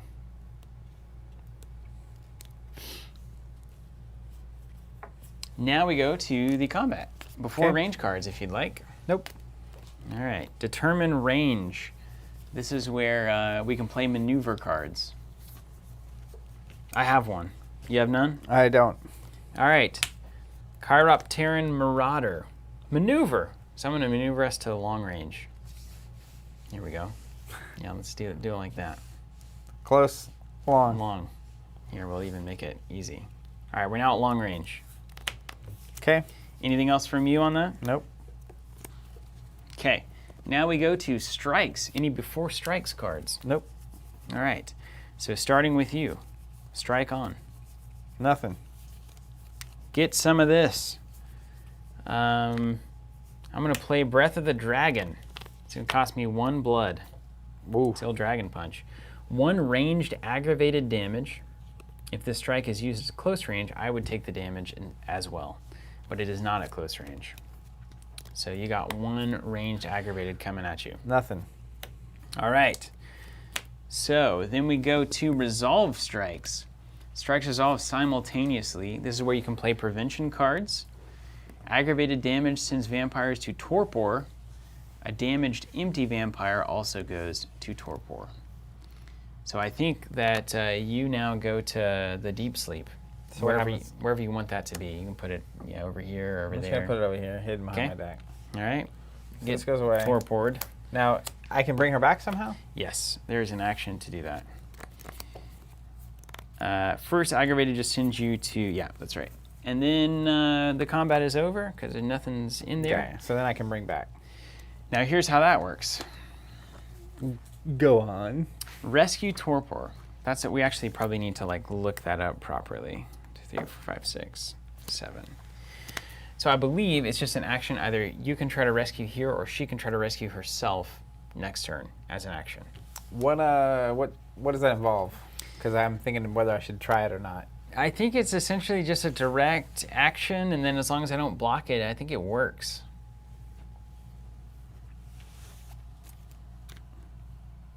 Any vampire can take. All right, let's see what happens. 2 blood. Let's see what happens. It costs you 2 blood. It needs to be rescued. It's at +1 stealth.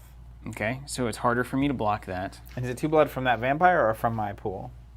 He taps, the other vampire loses 2 blood. What's up, Draw? We got you. Draw the far side. We're good. We can stop typing that now. Favorite card art was 44 Caliber from Trent Turner. Nice.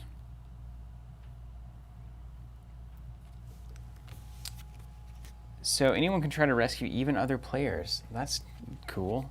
That would be nice. Split the 2 blood any way that you want. Any way you want. Yeah, I'll just I'll take that action here. Okay. But I pay for it even when it's successful or when I try. Yeah, so now I could block that, but I don't have anything that's standing, so I can't. And then we can either do 2 from this one, 1 from both, or 2 from the one that you're rescuing. We're going 1 from both. All right. She's coming back. She comes back in tapped, I think. Yep. Yeah. And then we go to your influence phase. Spinning 4. This game's almost over. Yeah. We're bringing out Klaus Conrect. Look at him. Whew. Oh yeah, the 8 Klaus? goes on him. Klaus. He's a Sabbath Cardinal.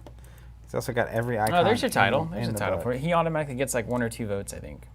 Well, they have a Sabbath too. The cardinal is the thing that gives him the votes. I think Sabbath just means normal. Is that a title? No. Title.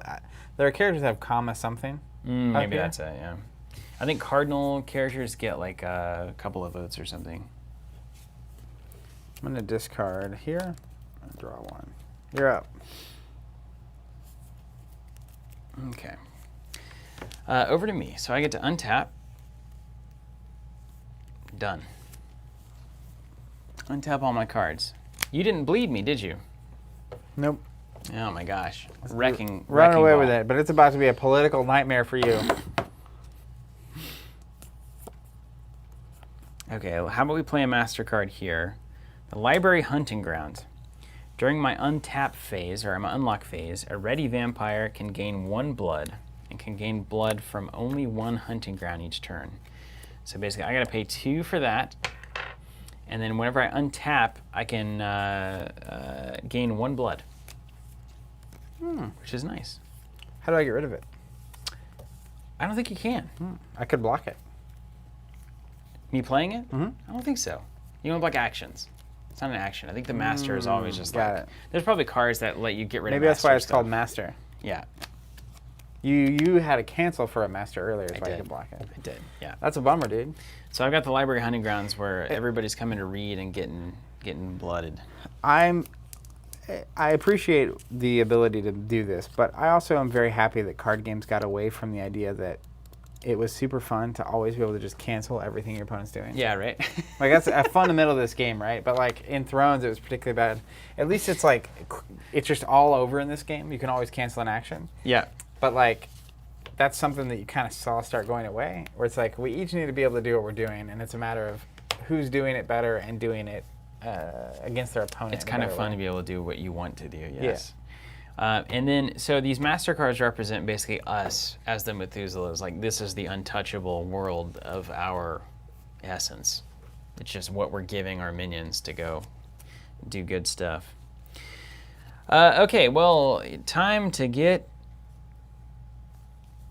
Man, I've got all this aggravated damage. It's like, how is this so good? I mean, it's like crazy. I'm going to bleed you. Just 1.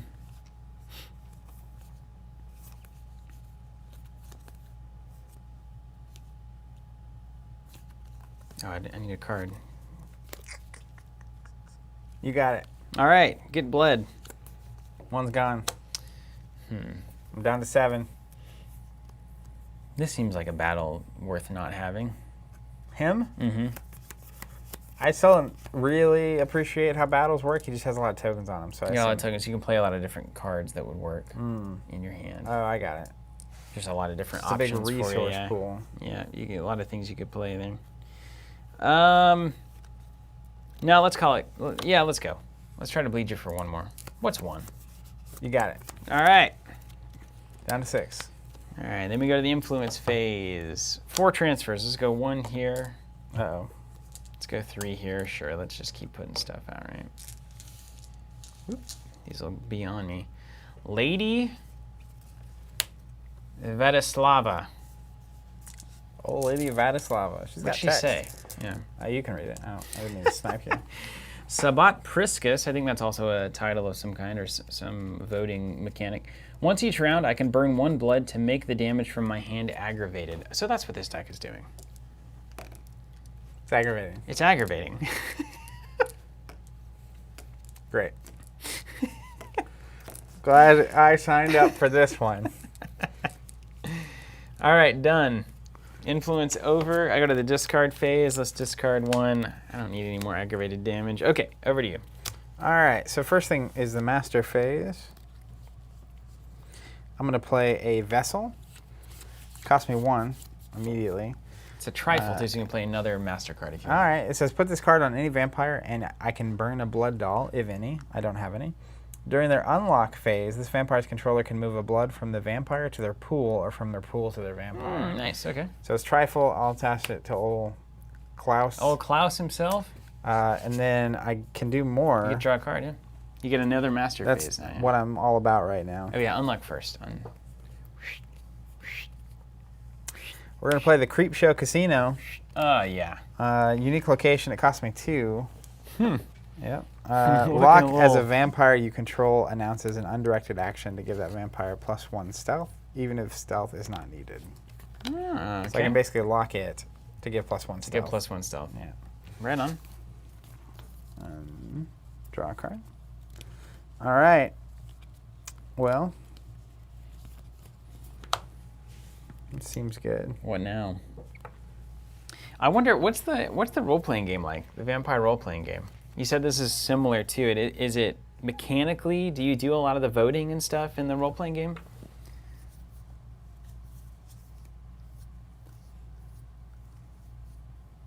Matthias says start with embrace. Yep. That's what we're doing. Embrace +1 stealth action requires a non-sterile vampire. I put it into play. It's the thing that can tap. Now the 2 cost, can that come off of this, or does it have to come over here? It must be from whoever's casting it, whoever's using the action. We'll do that with Klaus. All right, Klaus on. And it doesn't happen yet until it resolves successfully. So if I block it, you don't have to pay for it. Okay, That great. makes sense. Let's not block it. I want to see what happens to that. No blocks declared. Okay, so I get this card. You pay 2, and then what happens to it? It comes into play. It's a free minion, and it basically. must hunt. Must hunt. Makes sense. So now you hunt. Hunt. Now, if I block that hunt, it just stays with 0 blood on it, and then it has to hunt the next turn as well, and the next turn as well, and the next turn as well forever, right? It also means that if I block now, it's really easy to kill because you have no blood to soak damage. Yep. Oh, okay, I get it then. So you're gonna die. I don't want to die. No, I actually don't have... You know what? Yeah, let's block it. All right. Declare block. Anything weird? Nope. All right, blocks on. Any before combat? Nope. Any ranged weird stuff? Nope. Any combat? Now let's do their strikes. Any strikes? Nope. I got no strikes either. Just happens. Resolve strikes. 1 damage to you, 1 damage to me. I take 1, Oh. and you go to dead zone. Over here? Yeah. To be rescued? Yeah. You don't waste time on the embrace. All right, so then I'm going to... Oh, I require an intercept. Hold on, because you have +1 stealth. Aha! I'll do it. I got one.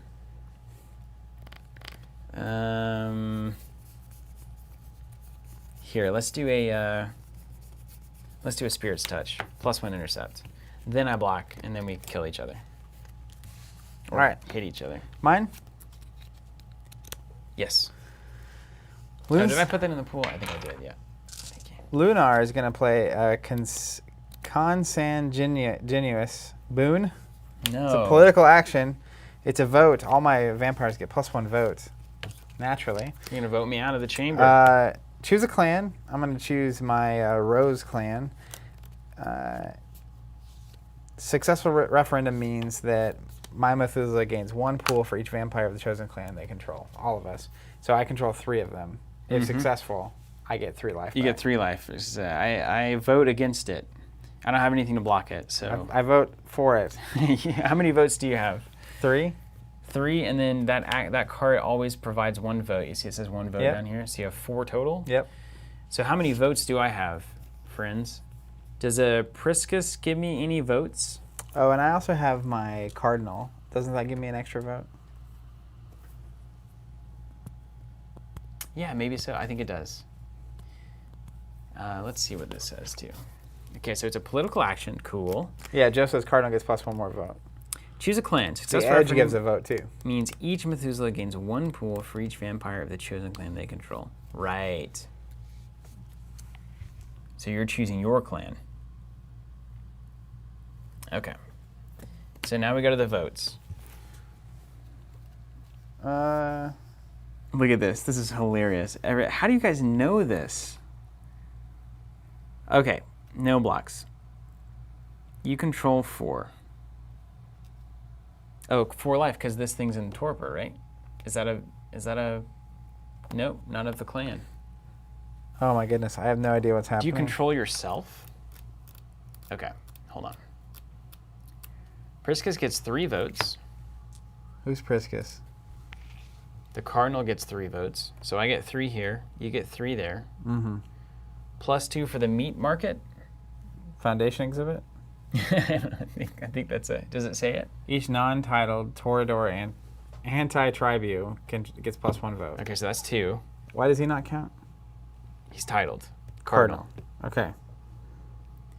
Zach has 6 votes.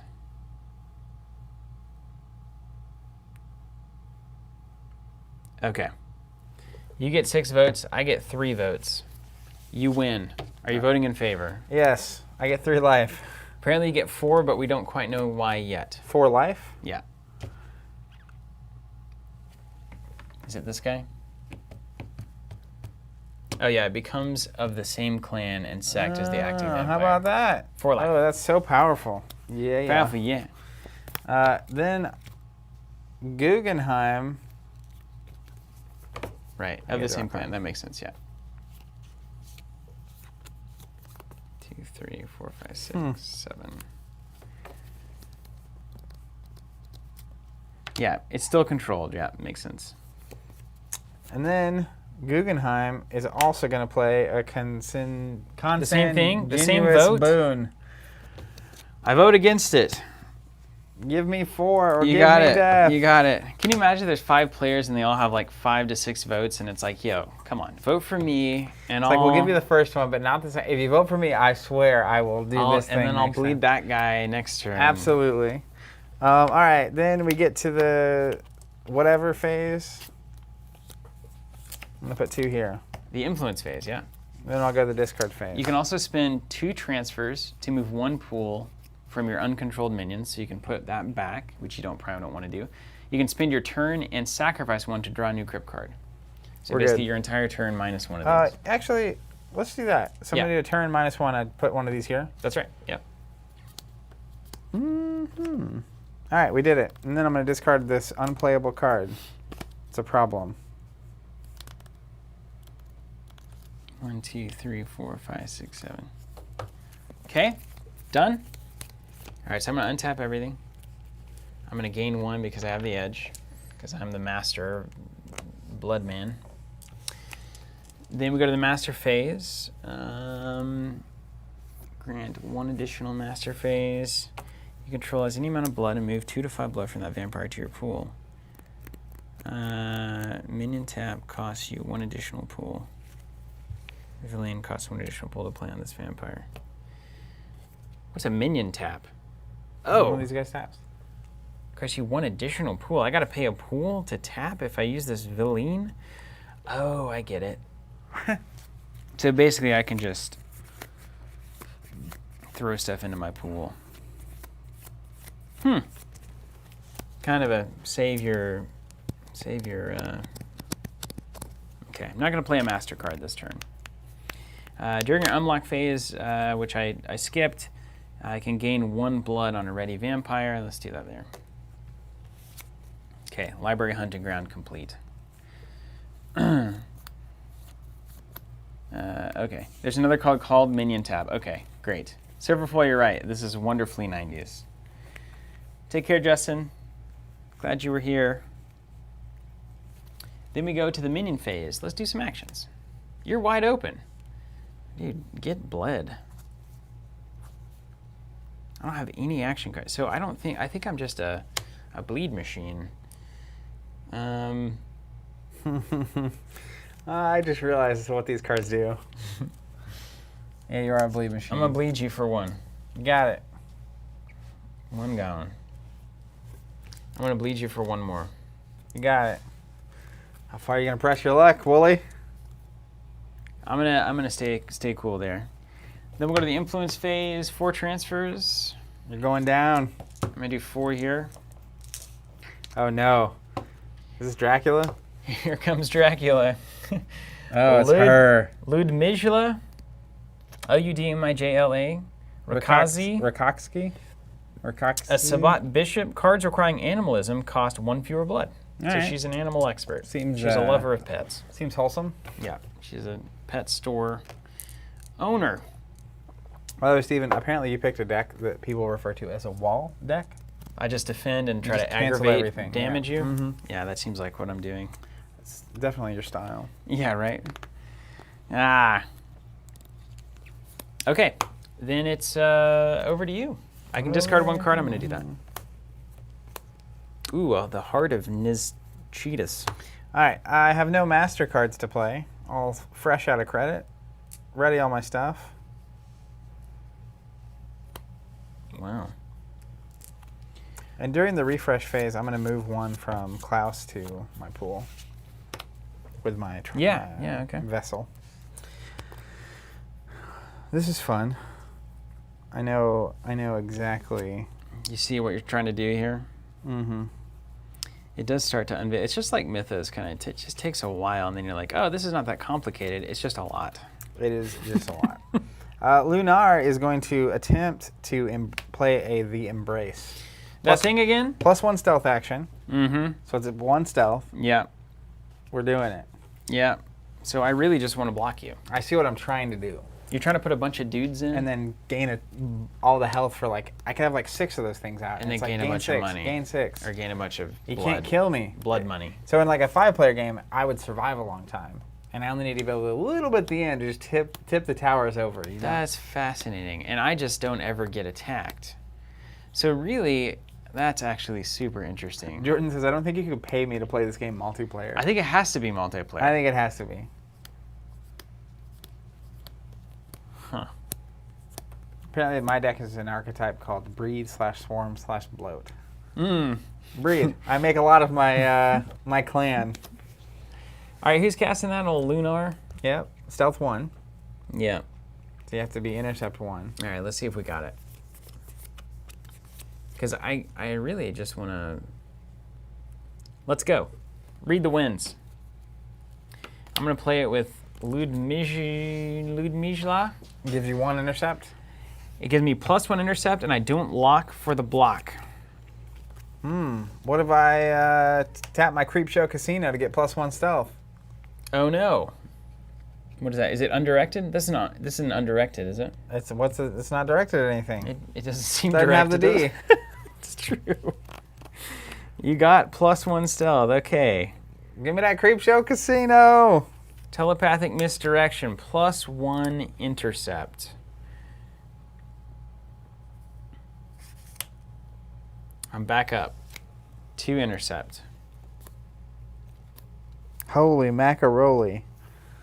You got any more stealth tricks? You got it. You got it. All right, we're blocking now. Normally I'd have to pay 1 for this, but I don't because I've got the animalism cost -1. And you cancel this. And then telepathic misdirection cost me 1.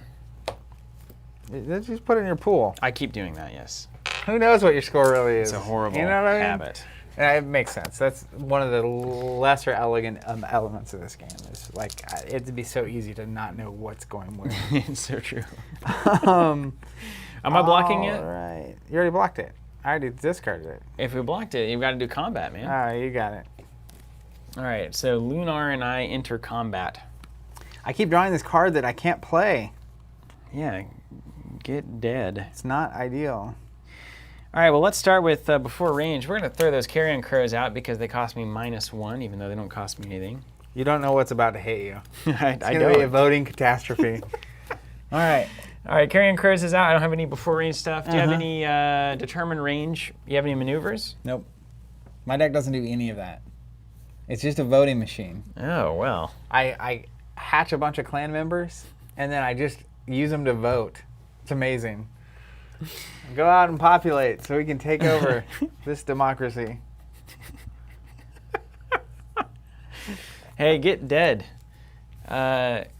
Chiropteran Marauder. I have the advanced version, so I'm going to burn 1 blood to make this hand strikes are aggravated this round. All right. I'm so aggravated.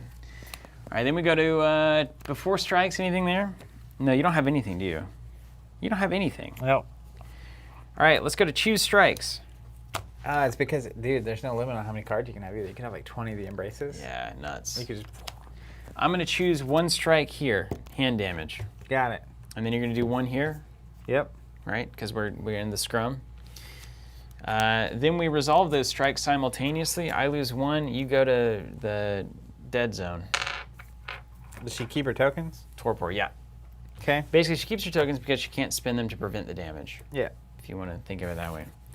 And then presses would happen. We continue the combat, but she's out, so that's it. And I don't tap because Read the Signs was played.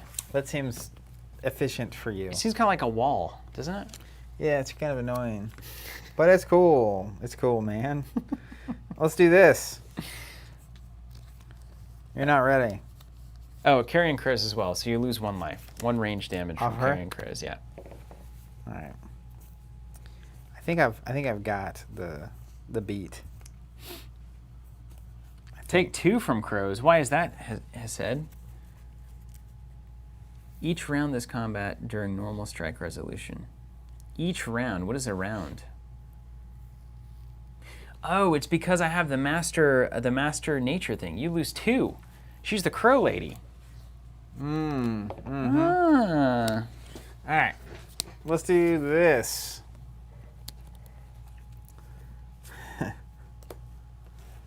It's actually hilarious, honestly. All right. And do you have +1 stealth forever? Lock as a vampire. What's a younger vampire again? A younger vampire? Not older? I think the bottom right, the blood number is your age. So 9 is older than 7, as you might expect. Okay.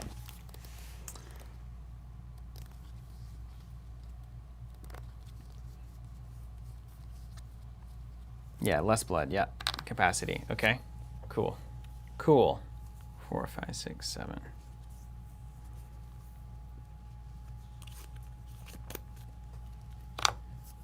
I'm untouchable. Question on the library hunting ground.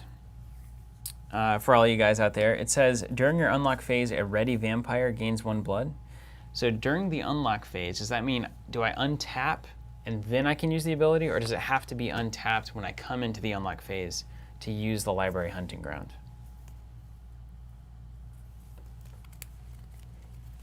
Which is interesting. I think I can untap and then I get to use it. Okay, cool. Thank you. How are you gonna win? It doesn't seem right. I can just send all your things to the vessel. I mean, it seems good. That's nuts. All right, I'm going to use Klaus to play another Consanguineous Boon. Okay. Obviously, I'm choosing my clan. If successful, I gain 1 pool for each vampire of the chosen clan, which would be 4. All right, and I've got a bishop and this Priscus, which I don't know. Apparently, we have 3 votes to split between all Priscuses. I don't know what that even could possibly mean. But you're going to have a lot of votes, right? Because you have the cards that give you votes. Plus 1 each. Let's actually see, for the sake of learning, let's actually try to figure out how many votes we truly have. So we're going to go one at a time here. So let's start with Steven's board. That's me. So I have a Priscus and a bishop, and nothing else that I see on the table that would give me votes. So how many votes do I have? It's like a little game of how many votes. 3 for Cardinal. So I have a Cardinal, you have a Cardinal. We each have 3 there. Okay. Now Priscus is 3 votes unless there is other Priscus on the table. Like if I had a Priscus? Which you do. Did. No. Do. No. Didn't. Never did. Okay, so I get 3 votes, 1 for 1 bishop, so I have 4 votes on the table. Okay, and I have the edge, so I can burn this, basically put it back into the neutral position, I reckon, if I burn the edge. And then we go to Zach's side of the board. How many votes does Zach have? I have 3 from my Cardinal. Yep. 1 from this card. Yep. 1 from the exhibit. What does that say? Each of my non-titled Toreador anti-tribu, I get plus 1 vote. Okay, and that's one's in your ready area, right? So you get 1 vote there, 3 for the Cardinal, 1 for the political action, so that's 5.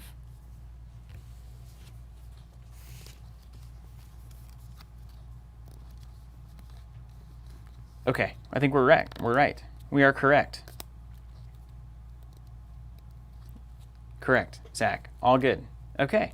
And if you have a vote card in your hand, you can burn it to add a vote. So you could burn things from your hand. Okay, cool. So you've got 5 and I've got 5. When do I decide if I'm going to burn the edge or not? That's really the question. So if I burn the edge, I make it fail. That makes a lot of sense. And what does burning the edge mean? You can't burn cards from your hand if you're the acting player. Right on. Okay. Okay, that makes sense.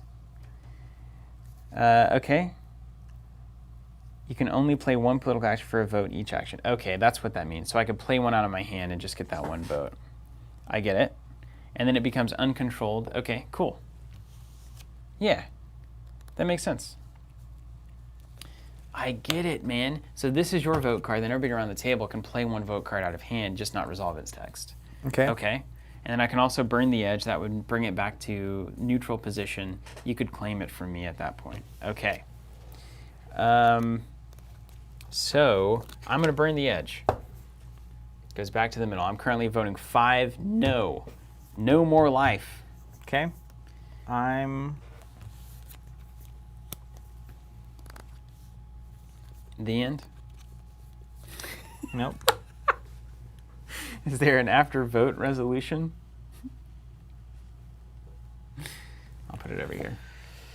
I'm going to play Perfect Paragon. What's that say? Only usable during the polling step of political action. Okay, that's Whenever that there. is. Yeah, yeah. This vampire gets +3 votes. Oh my gosh. You got to pay 1 for that? Sure do. You have 3 votes. Are you going to use them as a yes or a no? I'm going to go yes. Okay.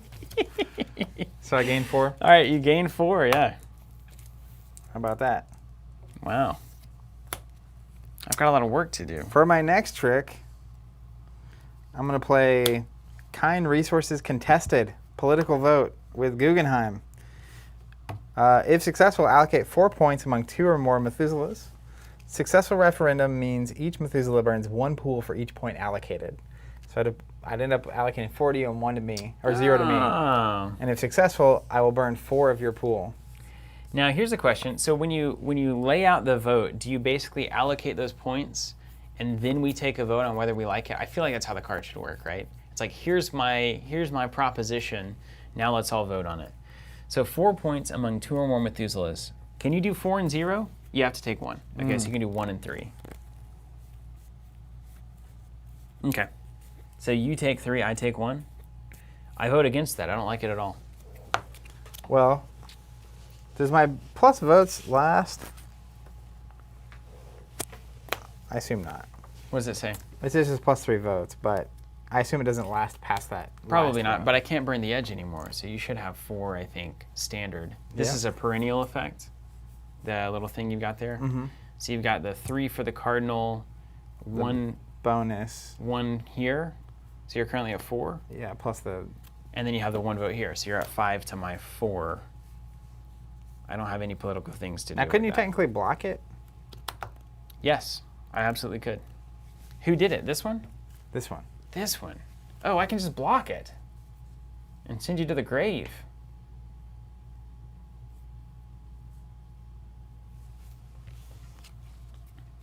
This is amazing. Hold on. This is absolutely amazing. Terms? What are we talking? Where do I sign? What's terms mean? So first, it has to be either blocked or unblocked. Once it's unblocked, then the terms are 3 to 1. So you say 1, I take 1, you take 3. Then we vote on it. Then we vote, and then it's resolved. That's right. Why wouldn't it be that way, man? Okay. I'm going to block it.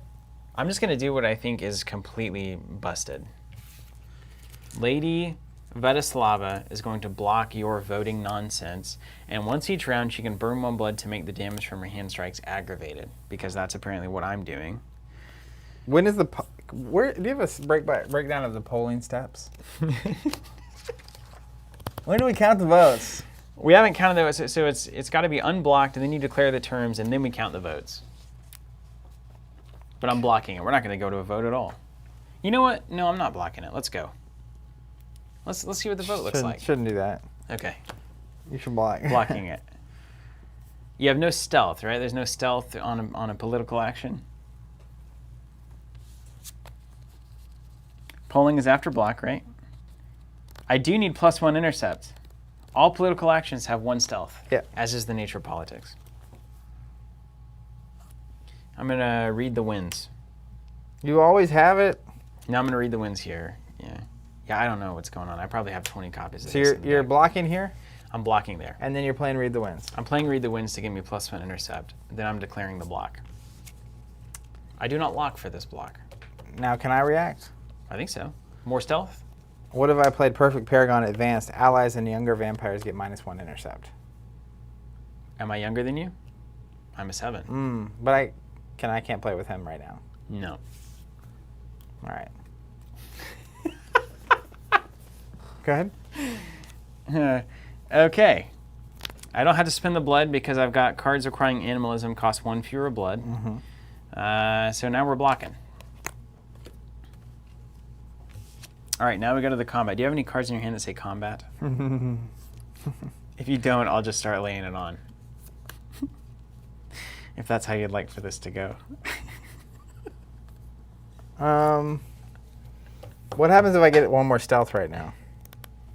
If you get one more stealth right now, I'd have to get one more intercept to block the vote, to block the voting action. Resist Earth's grasp. Combat modifier +1 stealth if I have the lightning bolts. So it can either be a combat or a modifier. I think the +1 stealth would be a modifier, It'll be a modifier. and then the other one would be the combat because it's a press thing. All right, so you have +1 stealth? Yep. Not today, Wooly. Yeah, I don't have anything for that. All right, resist Earth's grasp. So the block does not happen. And that cost me a blood. I can't block at all. And now the vote happens. And I'm at 5. Declare the terms, please. The terms are 3 damage to you, 1 damage to me. I vote against it. I vote for it. It passes unanimously, except for that one guy. 3 to 1. Nice. And now I get to redraw because that card told me I don't until after the action is over. Man, oh man. You start to get it, right? It's like all these old 90s games. You start to get it. You don't know what's happening, but you feel like you do. Anything else, Zach? The minion phase. You little political monster.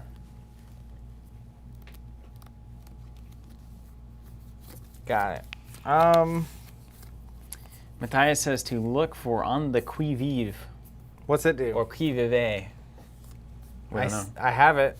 Well, you should read it then. I don't know what it does.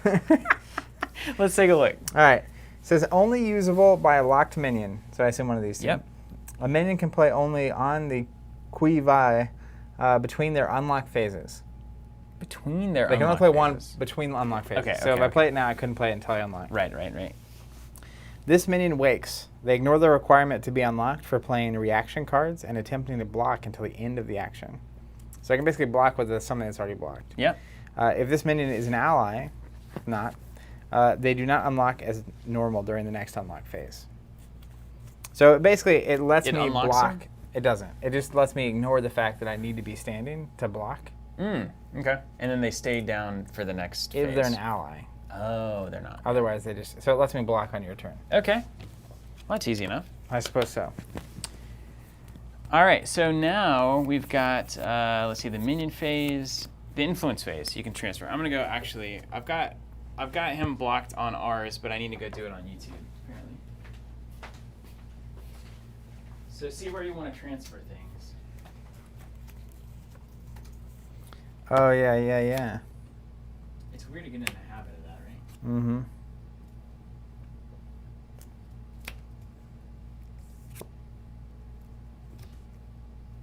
I'm gonna put 1 on someone. Is that it? That's it. And then it's all you.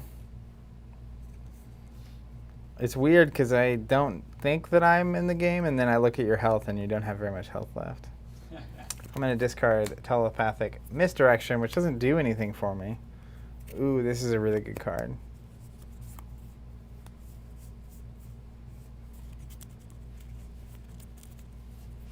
All right.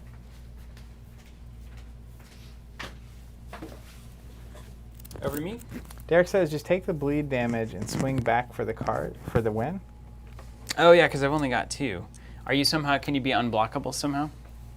Did that actually say like unblockable?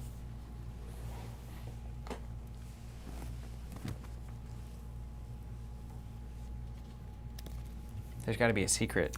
How? Can I read that qui vive card? Okay.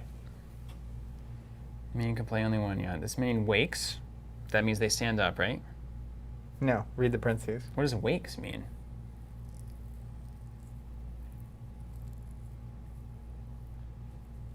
How do you wake? Because he's... So, I think I can play this on my turn to block you. And what they're saying is you only have 2 health left. Mm-hmm. So I just need to, if you do anything, I just need to bleed you out for 2 somehow. Yeah, but that's an action, right? You've got to do that on your turn. Yeah. Combat's going to happen on me. Wake means you can block or play reactions as if I'm tapped, yeah. You can block as if unlocked. Right, yeah, that makes sense. Yeah, I will, Matthias. I'll be playing that for sure. All right, untap phase. We're going to untap everything. I do not have the edge. I've got the library hunting grounds. Can gain 1 blood. See you, Night of the Stars. I just don't know how. So, like, when it comes back to my turn, if I bleed you, you can just block the bleed, right? Forever, yeah. So I have to be able to bleed you for more. You have to be able to bleed me. You have to be able to pump your stealth above what kind of intercept I can get to. Like with my Creep Show Casino. Because I can only get intercept by getting reaction cards, and I currently only have 1 that gives me intercept. If that gives you a kind of an idea. Yeah, and if I bleed and you block, though, you would take the bleed damage off your character? Yeah, that would go to combat, and that means this goes untouched. Yeah. Completely. But then combat's just default 1 unless we pump it somehow. Unless it's pumped, okay. yeah. Starting to get it. Yeah. Okay, so I've got untapped. I've got the master phase. This is where Vilein makes sense. Vilein. Put this card on a vampire you control who has any amount of blood. Let's put it on the big Priscus here. And move 2 to 5 blood from that vampire to your pool. Now, can I block you playing that card? No, not master cards. Got it. This is from you got a credit line. This is from Grandpa. This is the big one. And then if the minion tap card is in my hand, and then villain costs 1 additional to play. So if I play it on the same thing again, it's impossible. Okay, so master phase is done. Then we go to the minion phase, where I can start taking actions. You got nothing. You have no blockers whatsoever. What a waste. Come and get it. You know you want it. I noticed that the things in my hand don't really bleed you for extra. Yeah, it doesn't ever do anything. So I'm literally just a wall. Literally.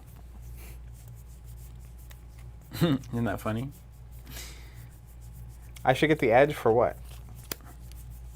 You didn't bleed anything.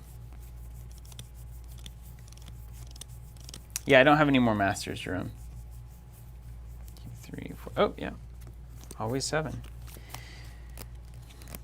All right, let's go with... First of all, let's play this Heart of Nizketis. So I have to take an action to attach it to somebody. It says if the bearer is ready during your unlock phase, you can draw up to 3 cards without discarding, and then move the same number of cards from your hand to the bottom of your library. All right. Well, let's put it here. Let's put it here. Load them up. Put it in the TE. If I'm ready during my unlock phase, I get to draw 3 cards and then put 3 on the bottom of my library. What happens if you run out of library?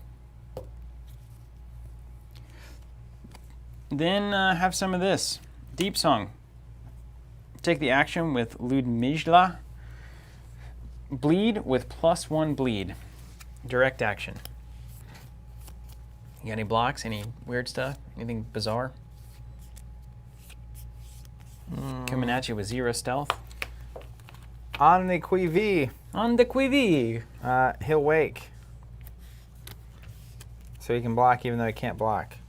Assuming this fires. Okay. Enter combat. Yeah. Whee! All right, +1 bleed. Get you some. Any before range things? Nope. I got him. Carrying Crows. It's going to do 2 damage during strike resolution. You got it. She's the animal lady. Oh my gosh. Do not replace as long as the card is in play. During each discard, this burns 1 pool for each vampire and torpor they control.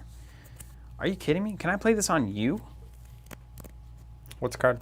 It's called Dragonbound. This is insane. Seems good. +1 strength this combat is above. Prevent 1 damage this round. What's +1 strength? Probably just 1 extra damage. That sounds about right. We'll call it good. All right. You got any choose strikes? Any before strike stuff? Nope. Let's choose our strikes. I'm going to do one here. I'm gonna do one You here. do one there, that's right. And the crows get me for 2, right? Then we resolve strikes. I take one, you take one, and then you take 2 each round this combat during normal strike resolution. Okay. Then we go to the press phase.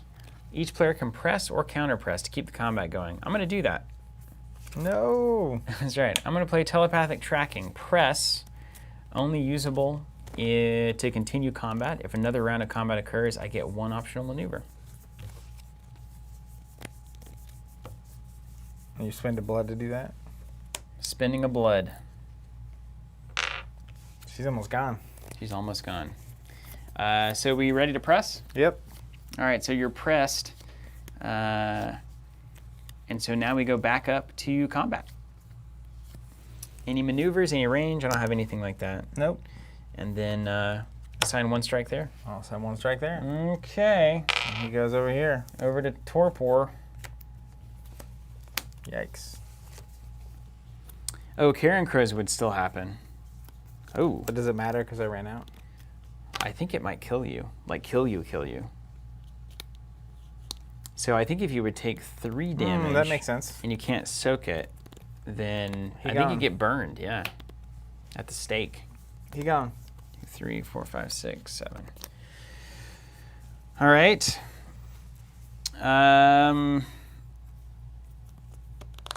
Oh, Torpor is Torpor. Okay. So no worries. You go back into the tank. And then we'll do another deep song. Bleed with +1 bleed. Nobody makes me bleed my own blood. Oh, I can't do that. This one. Duality. Deep song. 2 bleed. You got it. Does it work? That's right. Okay. And then lastly, I'm going to leave Elias up to potentially block. Just in case. Just in case. Then we go to the influence phase. I'll spend 4 and lose 1 to draw. Okay. And then the discard phase. 2, 3, 4, 5, 6, 7. I'll discard this, draw here, and it's over to you.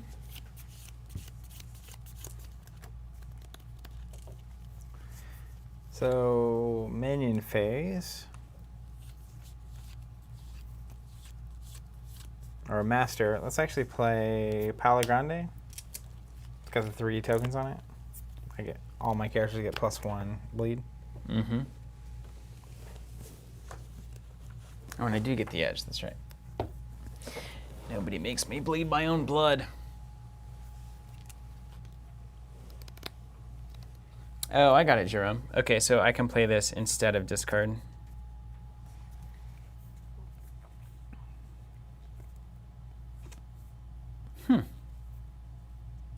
Yeah, when do you play that event? What's up, Toka Flint? As a discard phase action, wow. Oh, play an event card. I see it. There it is. Okay, I got it. I'll do that next time. What's up, David Whitfield? Good morning to you. Welcome. You ever start understanding what you were should have been doing? Yep. Several turns ago? Yeah, I think I understood exactly. I just put all your people in the tomb. The graveyard? Yeah. All right, let's prepare for the future.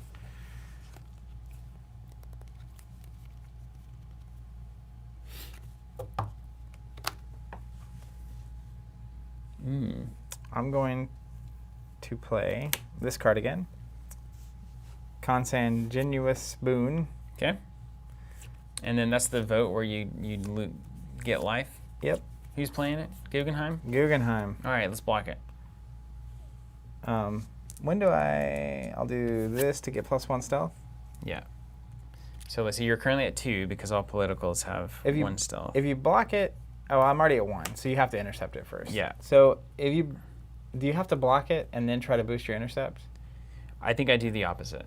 I think I have to boost before I can block it. And then if you block and I go up, do you get kicked out or do you tap still? Basically, we will probably exchange cards until we're both done pumping intercept or stealth, and then I can either declare a block or I can't. Okay. I think that's how that would work. How many votes do you have, though?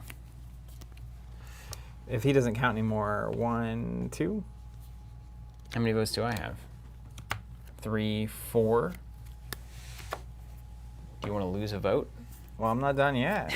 All right, I'm not blocking it. Okay. What are the terms? You get a bunch of life? I get 4 life. All right, tally the votes. I vote against it. 4. I'm gonna modify it with +3 Oh. on the pit. I need 2 cards. Spin 1 blood on that. Spin a blood, and I get +3 votes. You got it. No response. I don't want to die. I don't want to die. All right, and then we'll go to the end of the round, and I'll put 3 here. Or no, it's 4. Come forth. Conchita Morales. She's a Sabat. And then Yeah, we could have burned the edge on that for sure. discard a card, and it's your turn. Okay. All right. Burns 3 pool. During each in torpor, that Methuselah burns 1 pool.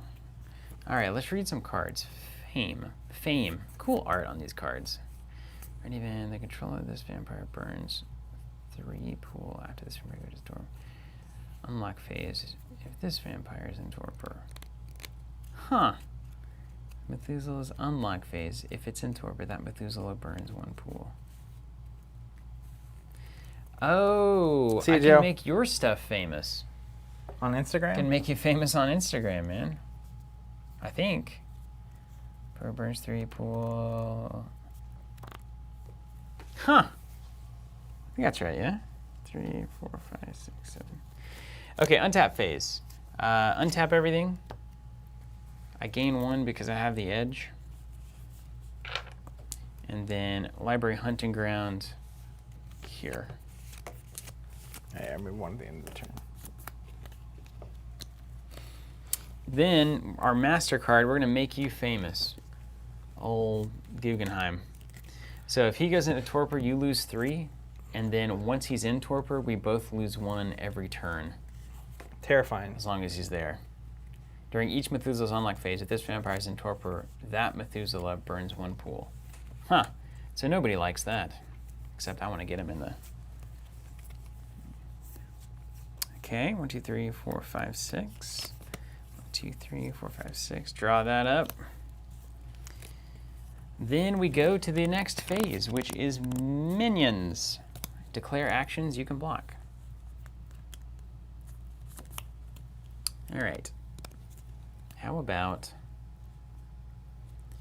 Lady Oh, in this, right during my unlock phase, I can draw 3 and then do 3. I'll just do that now. As above. Yep, I like that. Don't like that. Like that. Don't like this. And don't like this. Yeah. Okay. Did we decide what happens if you run out of deck? You lose. You lose. Just kidding. I have no idea. Okay. Then we go to minions. Okay. So how about Lady Vladislava is going to declare a bleed. Standard bleed. Nothing to see here. You got it. And I'm going to modify it with a changeling. Usable during a bleed action, +1 bleed. I'll go ahead and give her +1 stealth to be. You got it. Or just +1 bleed, yeah. 2 bleed. Bled. How about a bleed here for 1? You got it. How about a bleed here? You got it. How about... You'll pay for this injustice. and I'll leave this duality up. Then we'll go to the influence phase. I have 4 to transfer. I'm going to spend 4 transfers and 1 from the pool to draw a card. Okay. Done. All right, mine. And oh, I need to draw for that. And then I go to the discard phase. Let's play this. I don't know really what it does. Dragonbound. Gehenna. So events It's another here word for hell, I think. are playable during the discard Yeah, phase. there's a little thing that says or play event card. You can discard a card or play an event card. Do not replace as long as this card is in play. During each Methuselah's discard phase, burn 1 pool for each vampire and torpor they control. Say that again? For all your dead stuff, you burn 1 pool. So I burn 3. During your discard phase. During my discard phase. Forever. We're not going to make it that far.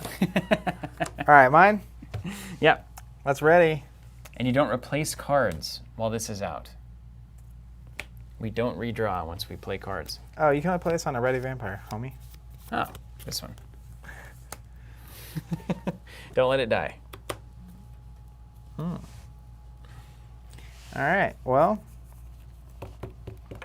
it's time for choosing. Yeah, it's time for choosing. It's funny how much this is like Mythos. Yeah. It looks really insane up front too, and then you're like, well, It's not that okay, insane. I can kind of get it. I can kind of understand.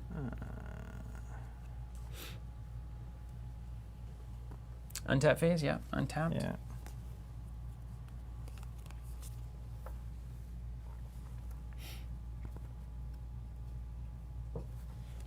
And then master phase. Any master cards to play? No master cards. Okay. Then you go to the minion phase. Here we are. Oh, ready is not in torpor. Okay. Oh, so you can put it over here if you want. Yeah.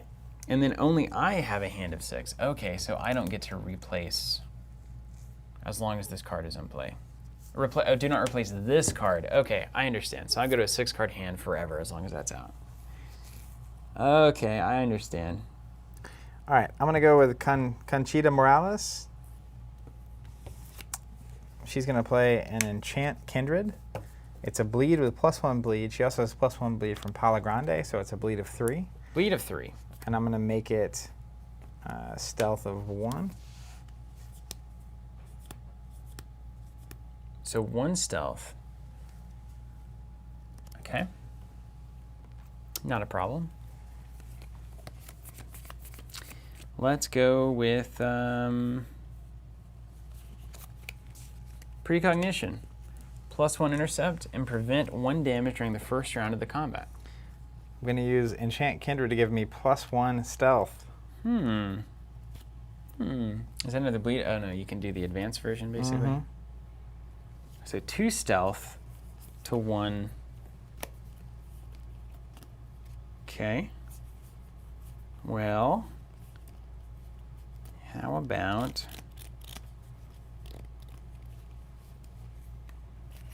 it's a direct action against me? Yep. +2 intercept. Going to 3. No! All right, you can intercept. Intercepted.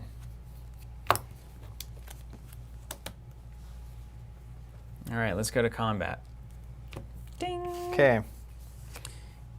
And 1, 2, 3, 4, 5, 6. Okay. Do you have any before range actions? Sure don't. Do you have... Oh, wait, I do. I'm going to play a Horrid Form. Only usable before range is determined. I get +1 strength and prevent 1 damage. Okay. So now I've got 2 preventions. Pass.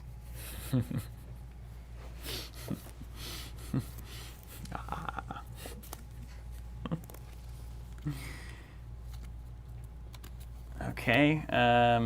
Choose strikes. You don't have anything, do you? 1 there, but you prevent it.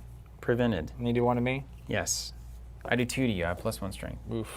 All right. And then we can press. You know what? Yes. I know exactly what your deck is doing now. You're a fighter. I'm a fighter. Yeah. So you're really good at these blocking and fighting yeah, situations. it's absolutely ridiculous. Let's press. Let's press. Good? Yep. Good to press. Now, when we press, where do we start back on the combat?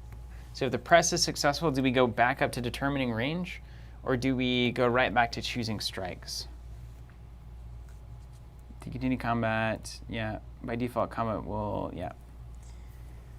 So that's really the question. Do we go back and just start resolving strikes, or do we do all the before range, before strikes? Do we do the full cycle again? which is what will determine if I can do something awesome or not. Start back at before range. Okay, great. All right, second verse, same as the first. How about some of this? Can I play another horrid form, you think? How about this? Let's just make this annoying. Let's do that.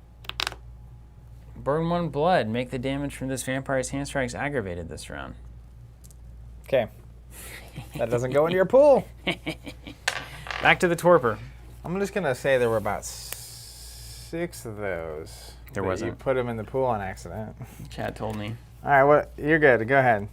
All right, 1 damage there, 1 damage to me. Yours is aggravated, so you go to the yard.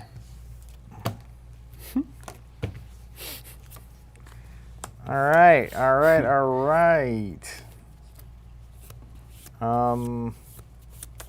going to bleed you for 2. Bleed me for 2, huh? That's my last act. On the quive. Oh my god. On the quive. I can't even get the bleed through. One of them. Let's put duality back in there. I haven't been triggering that ability because it's just too much. Then before range is determined, horrid form, +1 strength. You got it. I'm gonna do 2 there. You do 1 here. You got anything fancy? Oh, and I lose 3 from fame. Yeah, that's right. You're going to the tank this turn.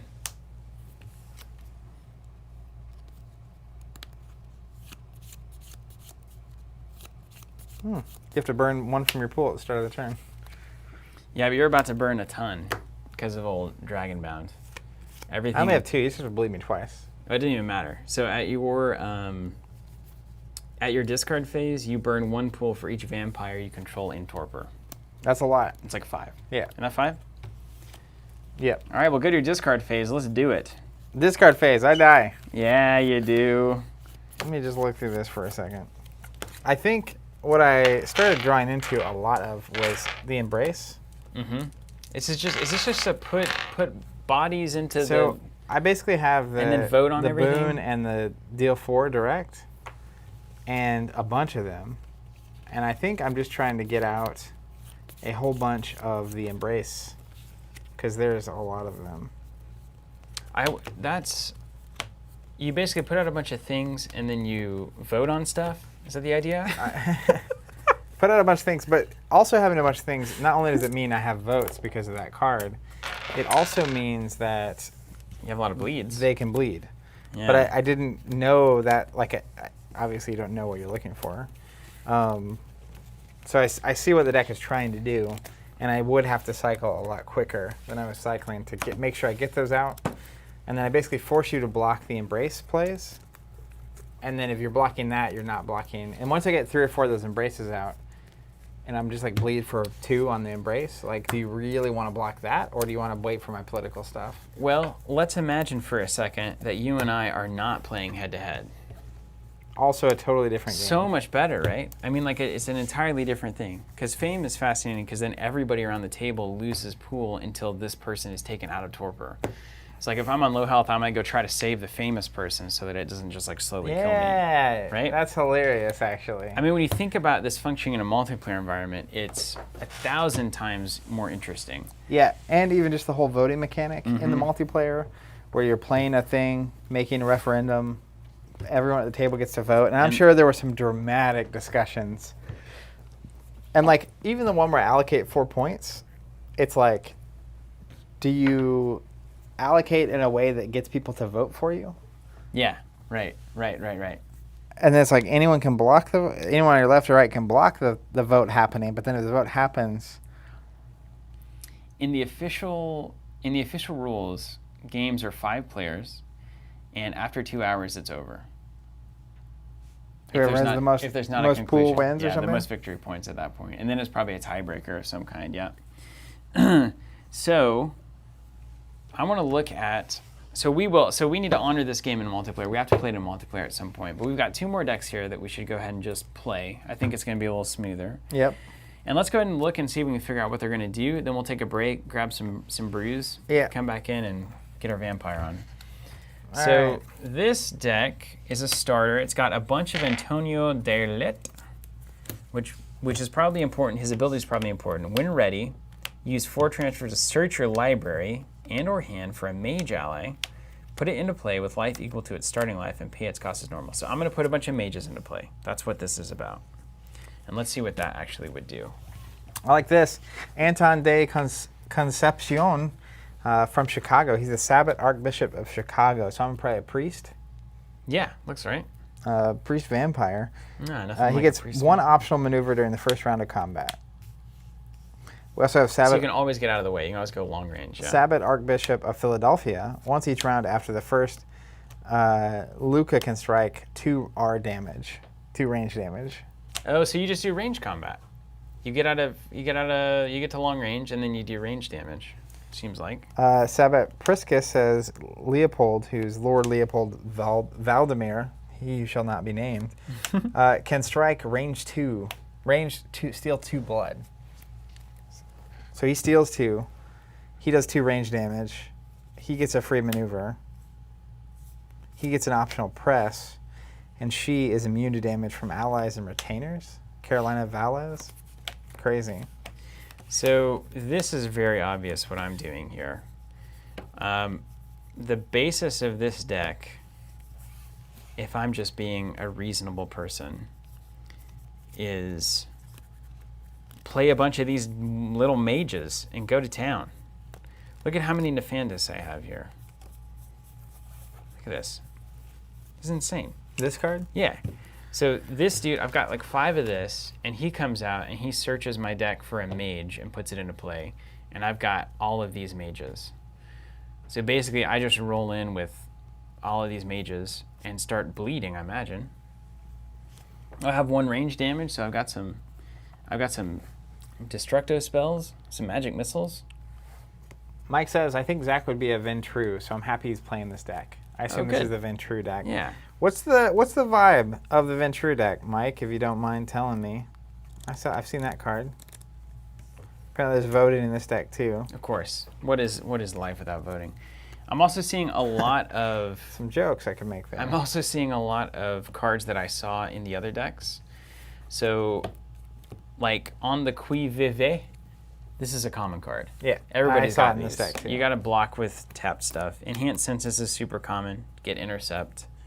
These are kind of the common things that I've seen. Conditioning is a lot, only usable during a bleed, +2 or +3. Wow. Okay, so that's good. So this seems pretty obvious.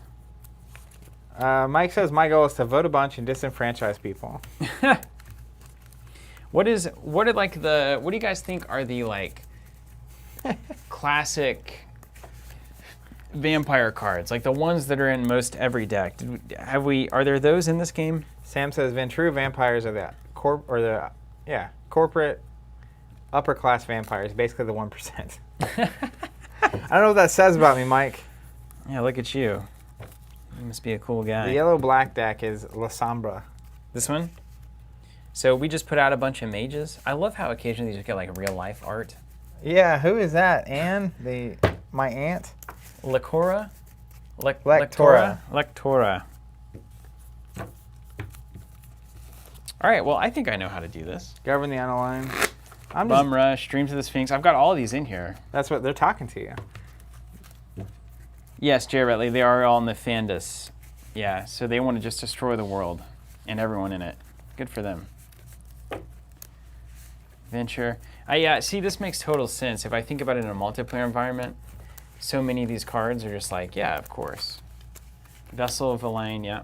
And that's just like, oh, I'm about to die. Get some more pool so I'm not the first person to die. You don't want to be the first person to die. All right, guys, let's take a quick break. Well, the stream will stay active. We're going to take a really quick break, grab some beers. If you want to join us, we'll do a toast together. And then we'll be back. We'll, suck some blood. Suck some blood. Thanks for being with us. You've been great. Very helpful on the rules. Always love having you here. We'll be right back.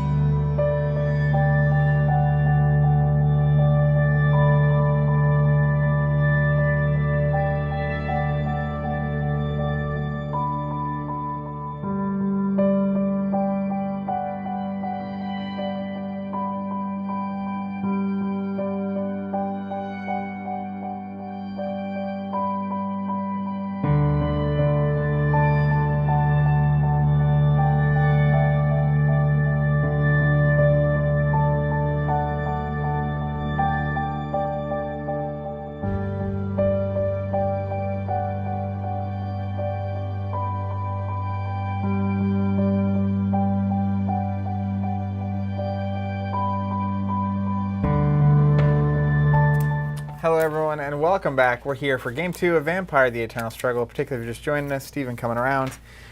We played the first game and learned a lot. Have our bearings a little bit better here, so we're going to try it again with new decks and see if this goes a little smoother. Everyone on the comments and in the posts and stuff, this is a game that was designed for a multiplayer environment, 3, 4, 5 players.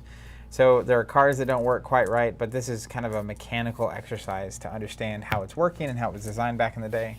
And then we're kind of extrapolating on how that would be interesting in a multiplayer environment. Also, we're noting, so Black Chantry is doing a full-on Fifth edition of this with some pre-constructed decks, apparently cleaning up the manual a bit, the rules and all of that. So looking forward to that one. I mean, this is the kind of game, so put it into context, this is the kind of game I would see people at Gen Con playing about 3 a.m. in the morning, sitting around a table, and it was always so curious to me. I had no idea how it worked, what was going on. It's very intimidating to look at up front and to read the rules and to see what's going on. But on it has the heft of like the Middle Earth CCG. Mm-hmm. Executionally, I think us being familiar with Lord of the Rings and Ring Bearers and what's going on in that universe made it easier for us to understand. Trying to connect us having no idea the vampire mythos and the role-playing game that it came from and all of that makes it a little bit more difficult. But I feel like we're getting there. I definitely feel like we're getting there. So this second game, we'll see if we can at least execute the game well, because that's what we're trying to do. Cheers, everybody, also. Cheers to you, Zach. Clinks. F5. One of the best IPAs in the country. Yep, agreed. All right, 4 clans, or 4 of those things. Man, how did Graveyard. I use that? Nope, crypt. Yeah, I got close. Your crypt, yeah, you're going to bring in your kindreds. Okay. Well. Let's go to the table. All right, here we go. 1, 2, 3, 4. We on it. Put the crypt out of there. Let's just drop these guys in. There's no real mulligan in this. Wild Garlic wants to know, would you say F5 is refreshing? It is really refreshing right now. It's turning into summer here too. It's getting hot. And it's kind of nice right now. I was able to go out and run yesterday, and I loved it. I sweat like crazy. But it's going to get real old real quick. All right, 7 cards, Zach. Let's do it. Nameless Space Trash saying, now that we've played all these games and analyzed the mechanics, it's time for the Team Covenant CCG. You never know. Yeah. You never know. The only thing that's for sure. There'd be a lot of burn. And there'd be a lot of... I would actually be curious what would come out at this point. It's true. It's different than it probably ever would have been. We designed a little game way like 12, 13 years ago. Still remember? Have the rules, oh yeah. Get this, the theme, I know. This is we were blowing some minds here. It was historical, like... it was alt history. Army combat. It was alt history. It was alt history, yeah. That was the... Was that the hook? There's a critical moment in the timeline. What do we know what happened? Do you remember? I don't want to spoil it. It was one of those. It was a game where you could attack your neighbors, wasn't it? It was definitely, you could play multiplayer As or I remember one-on-one. it, yeah. And you could attack anybody. It wasn't neighbor-based necessarily. You had like settlements? Didn't you build your settlements? You were building locations and you had your armies and stuff? The hook was that it was basically built around the same bluffing / odds mechanic as like poker, but not in like a Doomtown way where it's literally poker cards. Yeah. But that was more like an edge battle almost. Yeah, it was more like an edge battle actually. Well, maybe Eric Lang stole our idea. I'm sure he did. Jonathan, our lead designer there in the chat, I love this theme, and I always will. Hey, Chris Ainsworth, what's up? All right, let's go. 7 cards. Nothing makes me feel like I'm playing an older card game than doing the pile shuffle that you have to really make sure you could do. You know what I mean? Yeah, like it almost hurts your wrist. Yeah, it's like, I don't know, I just barely got this thing working. Okay, 7 cards. Let's see what kind of people I've got here. Okay, I've got the one that I need the most. I hope I don't have 2 of them. Okay, cool. All right. Let's play. Okay. you want me to go first again? Mm-hmm. Yes, please. All right, untap phase, not going to matter. Master phase. Let's see if we got any master cards. It's always funny, isn't it? Swipe it. Okay. Anytime you lock to get plus anything to this turn. Lock during your unlock phase. Game 1 pull if you have the edge. Are you kidding me? Are you serious, America? Okay. Control your prey as you gain 1 pull or remain control your prey as burn or set during your. I've got a bunch of master cards. This is going to take a second. The card in play. I'll hang out. How's everyone doing out there? And if you're watching, do you play Vampire? Have you played Vampire, or is this your first experience with Vampire? Let's play Dreams of the Sphinx. Wienerton. Wienerton? He says, play the dreams. And then you played the dreams. I played it, yeah. I played it. Apparently it's an important card. So it's going to cost me 1 from my pool. Let me get my... It's so satisfying. We're having a good time here on this one, too. All right, 1 from the pool. Boom. That's a little cost in the bottom left corner, the diamond there. CJ Tight Pants says, never played. Looks radical. Lots of people saying they have played. Lots of people saying they haven't played. Nice. Wienerton says, I was the OP play coordinator and brand manager for VTES for 5 years. That's amazing. Brand manager, so cool. What did a brand manager do at that point? I think they manage the brand. But what does that mean, really? Did you did you go to events and buy drinks for people? I mean, what did you make sure the art was on point, make sure the card design was functioning well? Let's talk about Dreams of the Sphinx, shall we? Put it in play, add 1 counter each time you lock it. Okay, so I'm gonna have counters on this. All right. Here's what you can do with it. Now, of course, it's all just one giant block of text. Yep. Rather than, talk to the brand manager about that one. I can lock it to get +2 hand size until end of turn. I can lock it during my unlock phase to gain 1 pool if I have the edge. I can lock it to add 1 blood to a vampire in my uncontrolled region, so that would be like these cards. And I have to burn it if I've done it 3 times. So it has 3 different effects, and once I've used 3 counters, then it goes away. So you already know what it is. Then we're going to go to the minion phase. Nothing happens. Then we're going to go to the 4, 5, 6, 7 influence phase. I'm going to have 4 transfers here. And I only get 2 this first time? Oh, wait, yeah, that's right. 1. So I get 1 the first turn of the game. Bummer. And then let's go ahead and do this. I'll get 1 more. No, wait, hold on. I suppose it's all more or less the same, isn't it? Simo, playing for 2 or 3 years so far. Nice. It's crazy people are still getting into this game. I'm going to put 1 It's there. amazing. On the influence phase, and then we'll go to the discard phase. I can discard a card and draw 1. Winterton says, basically managing big regional tournaments, some art coordination, some guidance on content. Makes a lot of sense, yeah. Okay. Done. And over to you, Zach. You get 2 influence. Starting with your untap phase, not going to matter. Master phase, you get a master card if you'd like. Nope. Good evening, Leonardo. We got the minion phase, won't matter. Influence, you get 2 influence right off the bat. 2 influence? 2 influence to put on your cards. From here, right? Yeah. Yeah. 1-1. Oh, look at this guy. Discard phase, you can discard or play an event card if you'd like. I will. Yeah, good luck proving it. The blood from dreams comes from the blood bank. So the little counters here you're talking about? Oh, does it? Add 1 counter each time you lock it. Oh, right, add 1 blood to it. Yeah, I got you. Anything else? You're good. Emma right. says, playing 2 years? Nice. That's cool. How'd you guys hear about Vampire? We always heard about it. It was an underground rumbling at like Gen Con and events like that. What was the thing that got you to find out about this game? Controlled by your prey. You gain 1 pool as your minion controlled by your prey. These beads with the lights. I don't know if it comes across on the camera. It probably doesn't. Are fantastic. Yeah, they're nice, aren't they? It's got like a Sometimes the magical glow simple to things it. are the best things. Glass, man. Colored glass. All right, untap, no master cards, no minions, influence phase. Let's go 4 here. And then I'm going to tap Dreams of the Sphinx to get a 5th. And here's Antonio.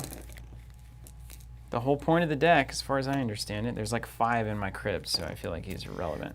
This is amazing. Wienerton, who is the brand manager, saw folks playing it at a coffee shop. They invited him to play.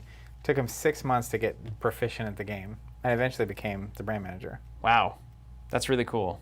Inquest magazine for some people. You remember that? I remember Inquest. It's still printing.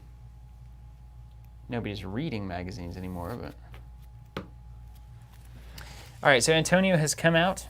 Antonio. And then during my transfer phase on the next one, I can use 4 to search my library and put a mage into play. So I'm going to start dropping Nefandia over and over From and over here? again. From my deck, yeah. Cancel. All right, mine? Yep. First things first, the master phase. Let's play the Monastery of Shadows, unique location, +1 hand size. Lock to give a vampire with a capacity 8 or more, +1 stealth. Ooh, that's nice. So you're going to play the big baddies. And so +1 hand size, do I now immediately draw up? So I dropped 7, but if I'm under my hand size, do I draw again? Probably. That's the only way it could work, right? Or do you have to like earn it by not discarding next turn? That doesn't make sense. I say you draw up to 8 now. Replace Oh, cards up to custom 8, thing. yeah. And you know what we say is it goes. Always draw to hand size. There you go. Makes sense. Wushertons. Okay, what about your influence phase? What would you like to bring any vampires in yet? Also, I'm gonna do these baubles to the left of the card because I want to see the art. We're going to put 4 here. Still nothing, huh? Nothing. It's going to be a party. Ain't no party like a vampire party. Ain't no party like a vampire party. That's right. A vampire party don't stop. Don't stop. Woo, woo, woo. Okay. We'll keep my hand. Over to me. Untap everything. Master phase. People saying Antonio's so good it feels like cheating. Oh, no. Nothing on the master phase. Then we go to the minion phase. I can start to take actions. So if I don't take an action with Antonio, I search my library and or hand for a mage ally. I can play. I put it into play with life equal to its starting life and pay its cost as normal. But since you don't have anything to block, I'm just going to do it the old-fashioned way. I'm going to go here, and I'm going to play a recruit action. Mage with 2 life, 0 strength, and 1 bleed. Is that what we would call an ally? That is an ally. Yeah, I think so. That's an ally, right? Yeah, you recruit allies. I don't know. 100%. So it's a 2 life. So I'm going to do that now. And I got to spend 2 to do it, and then it comes in with 2 life. Okay. So what it can do is it can strike 1 range damage. It gets 1 optional press each combat. It can burn a vampire and torpor to gain 1 life as a direct action. Each strike or damaging effect made by the opposing minion inflicts 1 less damage. So they're hard to kill little minions there. What's a retainer? Retainer is the one that actually attaches to your vampire. Okay. Or your kindred, what have yous. It's like your little familiar. But I think this is a static Because you ally. just played it. Yeah. You paid for it? I paid for it. Two influence went out there. Then I think I can use it, yeah? Yep. So I've got 1 bleed. Let's try to bleed you for 1. Cancel it. Can't do it. 1. 1 bled. Get out of here. And I'll take the edge. I'm on the edge. I'm on the edge. All right, mine? Yes. Then I got the influence phase now. You didn't do I have that. 4 transfers to use. I'm going to go 2 here, I almost got you to skip it. It was good. 2 here. So you should do Tim all the time. Yeah. My turn? My turn? Yeah. Oh, no. Keith Moody's coming out. Come on. I don't even have anyone out yet. My prey can burn the edge during the unlock phase to burn 1 blood from Keith. So you can, I can burn the edge to take a token off of him? to Cool. burn 1 from him. Yeah. We're going to do it. Mine? Mine? Apparently allies have summoning sickness. Oh, okay. Then go back Give me to my mine. blood back. Get your blood back. Then we go to the discard phase. 2, 3, 4, 5, 6, 7. Let's discard something. I know this is good for me, but you said I can't use deflection? That's probably the card I kept drawing. Lock this reacting vampire, change the target to another. Yeah. Yeah. It deflects to another. Yeah, I had a card just like that last round. I kept drawing it. It's a multiplayer game, yo. Over to you. We should really make it where those cards were just auto discarded. That's fine. Yeah, no, it's fine now because you get the benefit, dude. Anyways, all right, my turn. I don't have any minions, so I basically skip straight to the. Or I have the MasterCard phase. Yeah, I can't use Antonio for it. It says he has to be ready. He's not ready. All right, let's just go straight to the influence phase. How about that? Mm-hmm. Let's put 4 more here. Whoa, Big Dad, Breaker, breaker, niner. This is Carolina Valles. She's Sabbat Archbishop of Montreal. She's immune to damage from allies and retainers. You hear that? Immune to allies and retainers. Yep. Wait, no damage? Immune to damage from allies and retainers. But that's all of my Nefandi. That's why I summoned her. Look at her creepy eyes poking through. Mm-hmm. 9. Need tokens. You want to make a set?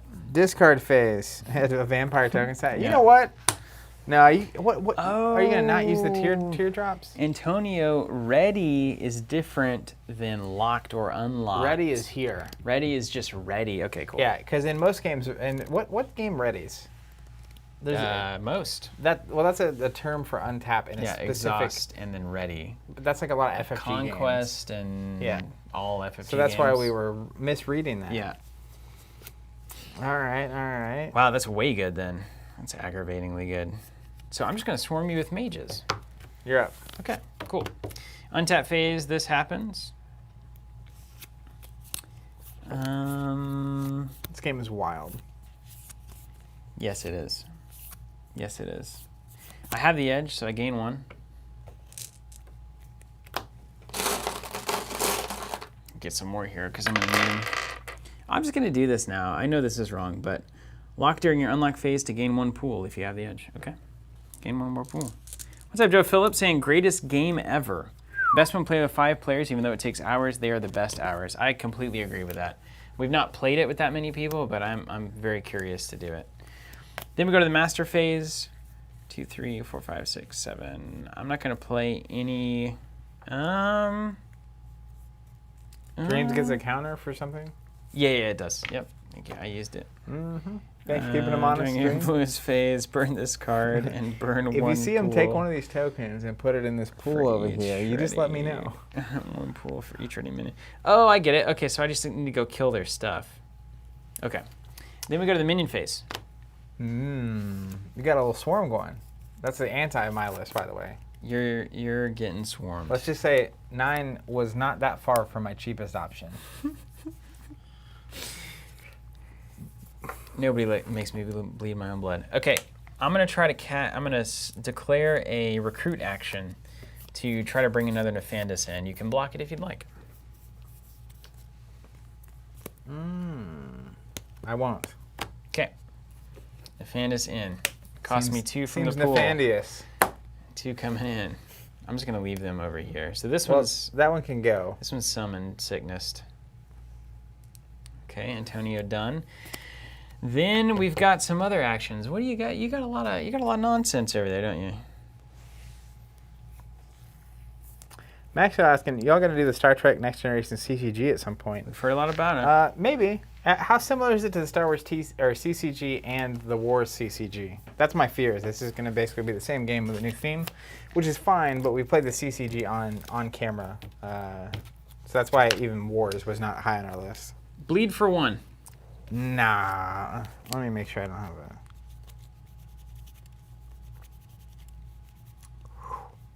He'll take 1 less damage in combat. This is crazy. Oh, recruits have an 8+1 stealth. Why is that not printed on the card?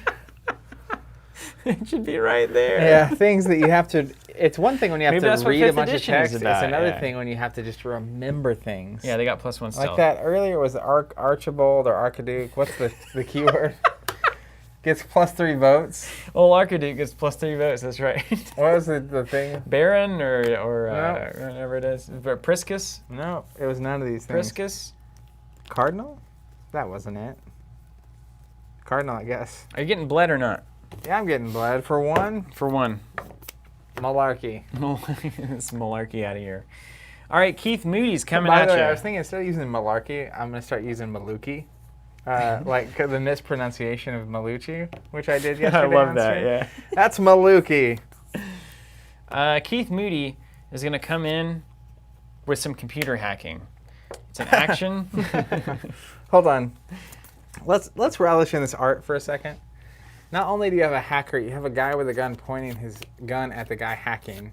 On like an old 90s stuff, you can see the floppy drive slot. Yeah, dude. For totally kids at home can. who don't know, it's the right under the We used screen. to put little discs into our... There's a little slot. You put a floppy disk in there. Back when discs were squares instead of and circles. I remember getting a floppy disk that was like 256 megabytes. And it was Oh, like, yeah, it's like- what would you ever do with all of that? Yeah, impossible. Have some computer hacking, man. It's going to be a direct attack against you. It's going to do 2 bleed damage if you don't block it. We're taking 2. You can play any reactions. Oh, he's taking 2. Right to the face. I got plans. And then we go to the influence phase where Antonio is going to use his magic, burn 4 transfers to search my library. That's ridiculous. Oh, I know. For a Nefandi. How am I supposed to outpace it? And or hand for mage, you can put that ally in play with life equal to its starting life and pay its cost as normal. So I lose 2, and it comes in with 2 life. This is ridiculous. You heard it here first, folks. Zach is wandering away. And then we go to the discard phase. 2, 3, 4, 5, 6, 7. Let's discard this, even though it's good. And go ahead. Wienerton says Antonio Nefandis is a tier 1 deck. Well, here we are. I can't imagine why. You mean the ability to search your deck and get the things you need and automatically put them in play every round?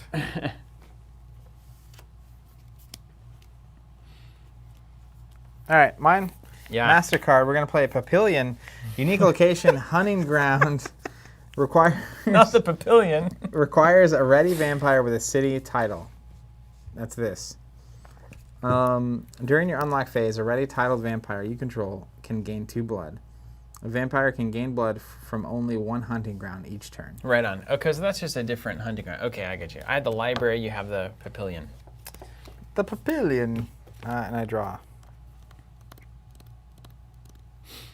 Yeah, Zach, come on. Either kill me faster, which is Leonardo's suggestion.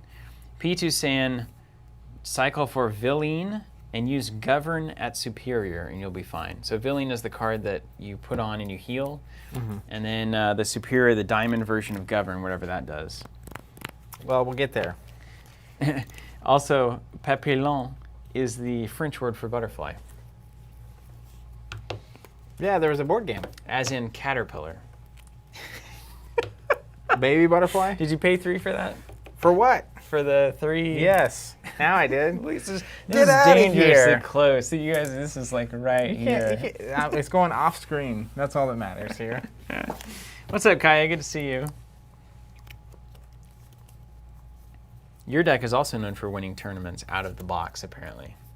Right out of the pre-con. I see why. Now we're cooking with gas. You're gonna get wrecked by all these mages, though. These Nefandi.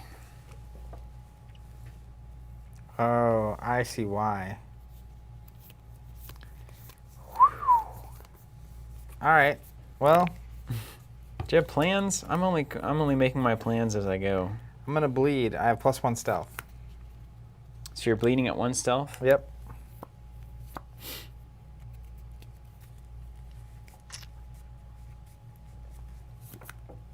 Oh yeah? Mm-hmm. I don't have any intercept, bruh. That's a problem for you. Yeah. I have modifiers. Yeah, you can do the modifiers now, yeah. I'm going to pass a reaction. I don't know if there's a back and forth here Oh, or wait, whatnot, wait, wait. I'm using Govern the Oh, there you go. So yeah, tap in. do it. It's a direct bleed with +2 Okay. instead, but I'm still at +1 stealth. Okay. Yeah, you're good. I'm not going to do any reactions. I think you can keep playing modifiers if you want. That's something I would like to know. Yeah. So you declare the attack, or you declare the action. Who has the first opportunity to play an action modifier or a reaction? I think reactions all come first. All the reactions and then the action then modifiers? or it might be back and forth. Let's see if it's back and forth. Because, like, you might go to 1 stealth and I go to 1 intercept, then you go to 1 stealth with a modifier, 2 stealth, and I go to 2 intercept. So that's kind of what I want to know, is kind of how the back and forth happens there. You can play modifiers after you declare no block. Cool. Okay. Pain of blood. Yeah. How about we do some modify it as much conditioning plus 3 bleed? as you want. Seriously? Did you pay a blood for that? Yeah. Yeah. You gonna keep doing it? Can you do... Okay, back and forth is fine, right? And then there's a window for reaction, which I don't have. You better have on the VV or whatever, so you can block. I'm about to launch 4 bleeds at you. Come and get it. Anything else? Hold on. Any other attack reactions? No, we're Modifiers just with it? bleeding for 6. It's plus 5. Plus 5? The standard 1. That's not to plus 2 both times. Plus 2, plus 3. Oh, you got the advanced version? Yeah. Oh. Superior chain links. So you taking 6? 6. Take that, Banjo-Kazooie. Okay, cool. This is good. Only 1 modifier per bleed. No, it's limited. Yeah. Yeah, so I have an action, and this modifier that adds it. Yeah, no, that's all Yeah. good. That all makes sense. You did it right. But only 1 modifier per bleed. So if you had like 6 action modifiers that affected your bleed, you can only do 1, I reckon. Stealth, it looks like you can do as many as you wanted. All right, now you go to the influence phase. You can put 4 baubles on your transfers if you'd like. I can't, though. Oh, you take the edge. I'm on the edge of glory. I have no idea what that even is. The song? Yeah. You know the song. I'm on the edge Lady of glory. Gaga. Gaga, Gaga. Lady Gaga? It's been a long 11 weeks, folks. Lady Gaga. Lady Gaga. Gaga. Gaga. Gaga. You know what? Actually, Yeah, bring it let's on. back this up. Keep it coming.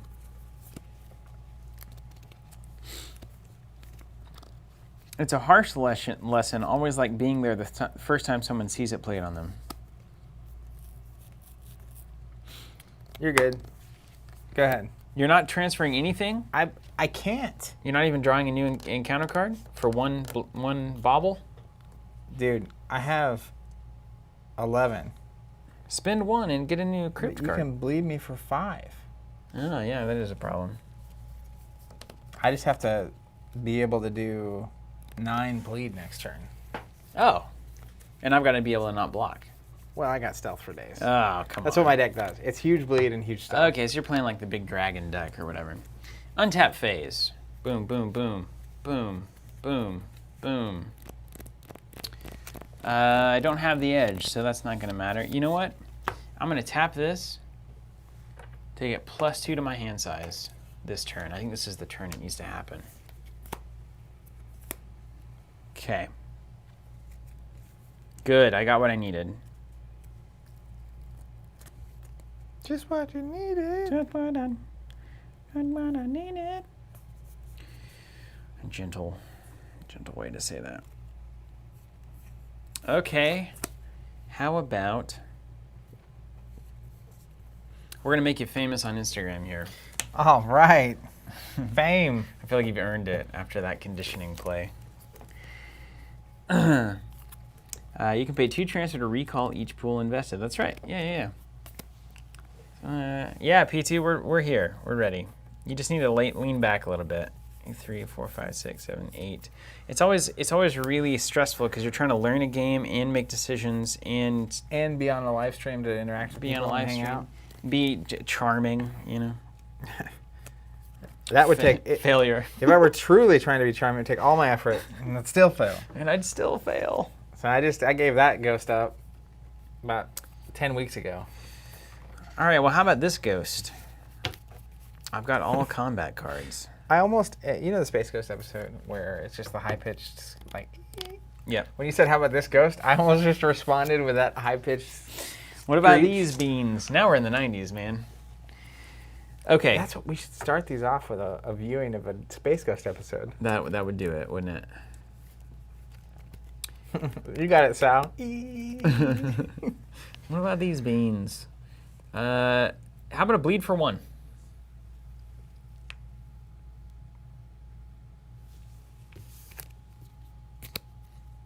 Let me hold on. Did you want to burn the edge to take 1 off of him during my unlock phase? Okay. I guess Thank you, Kai. I'm glad. I guess I should, because you're just gonna get it back after you bleed. So we'll do it. Yeah. Okay. So he's off. Bleeding for 1. You're good. You got it. I got the edge. Take your bleed. Bleed again. You got it. Prove it. Bleed again. You got it. Okay.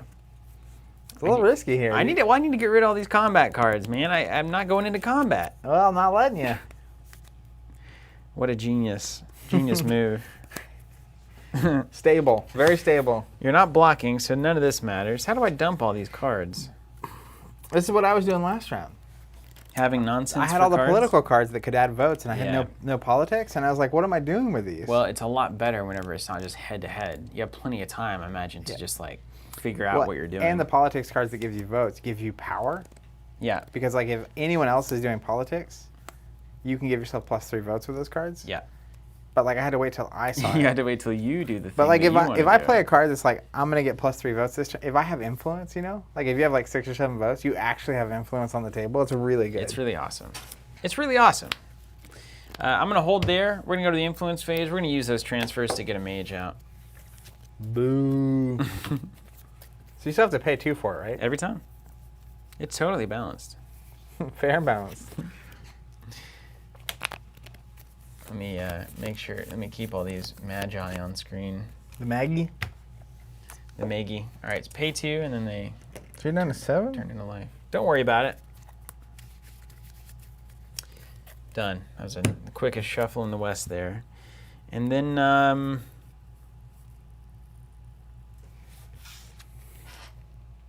okay.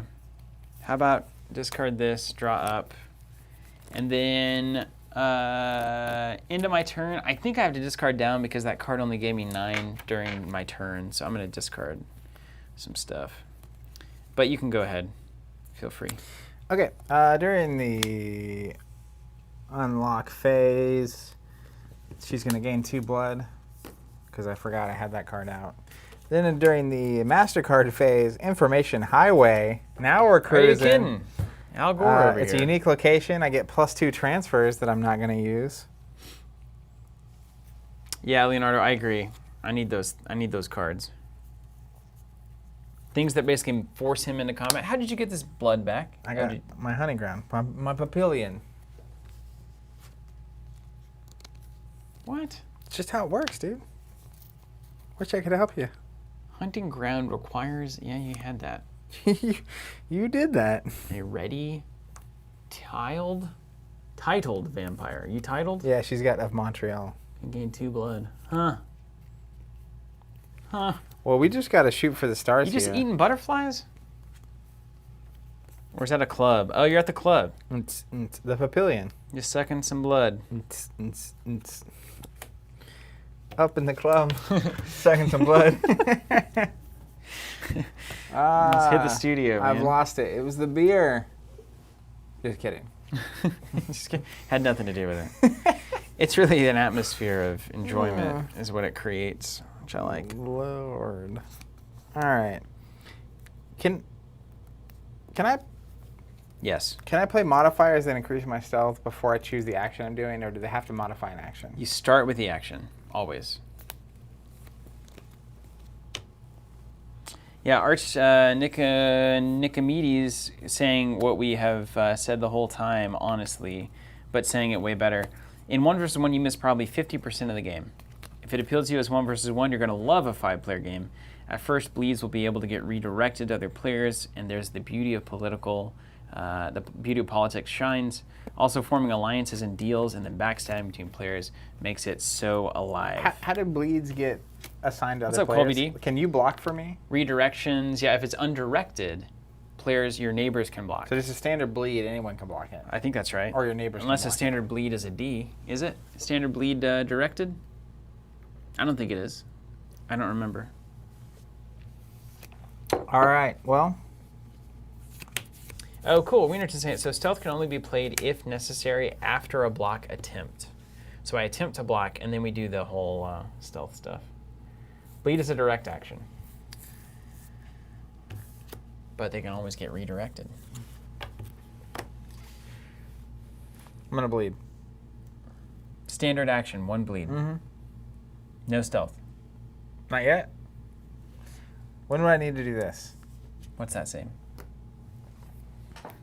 I think you would do that after I declare I attempt to block, and then Yeah. we do the furious Back and forth. Back and forth. All right. Hit me with it. I'm going to attempt to block with, how about this Nefandi? He's worth nothing. Okay. Now let's go. All right. So who gets the first? Active player always gets the first. All right. +1 stealth.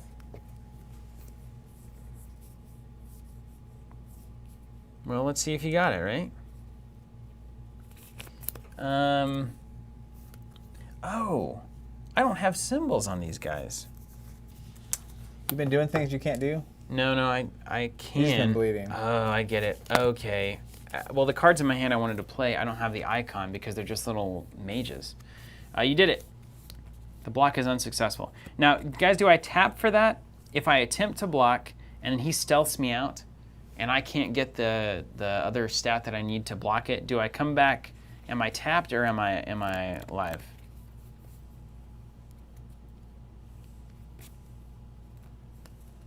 I can still attempt to block with another vampire. Okay. You do not lock for failing to block.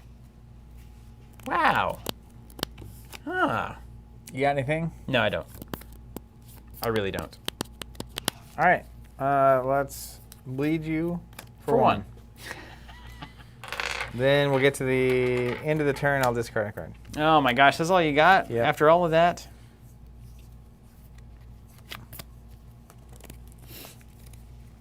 Okay. Then we go to me. It's the untap phase. Let's untap. I have the edge. No, you have the edge. You bled me. The edge is mine, and I'll edge is burn it yours. to get rid of one of your tokens. Oh my gosh. I want them gone. Keith. All right, master phase. Let's go to the University Hunting Ground. Oh yeah, I can use 2 transfers to move that there. You should. During your unlock phase, a ready vampire you control can gain 1 blood. Okay. Cost you 2. A vampire can gain blood from only 1. Yes. Uh-oh. Leonardo, disappointment. Thy name is Zach. 3, 4, 5, 6. Oh, there's harass.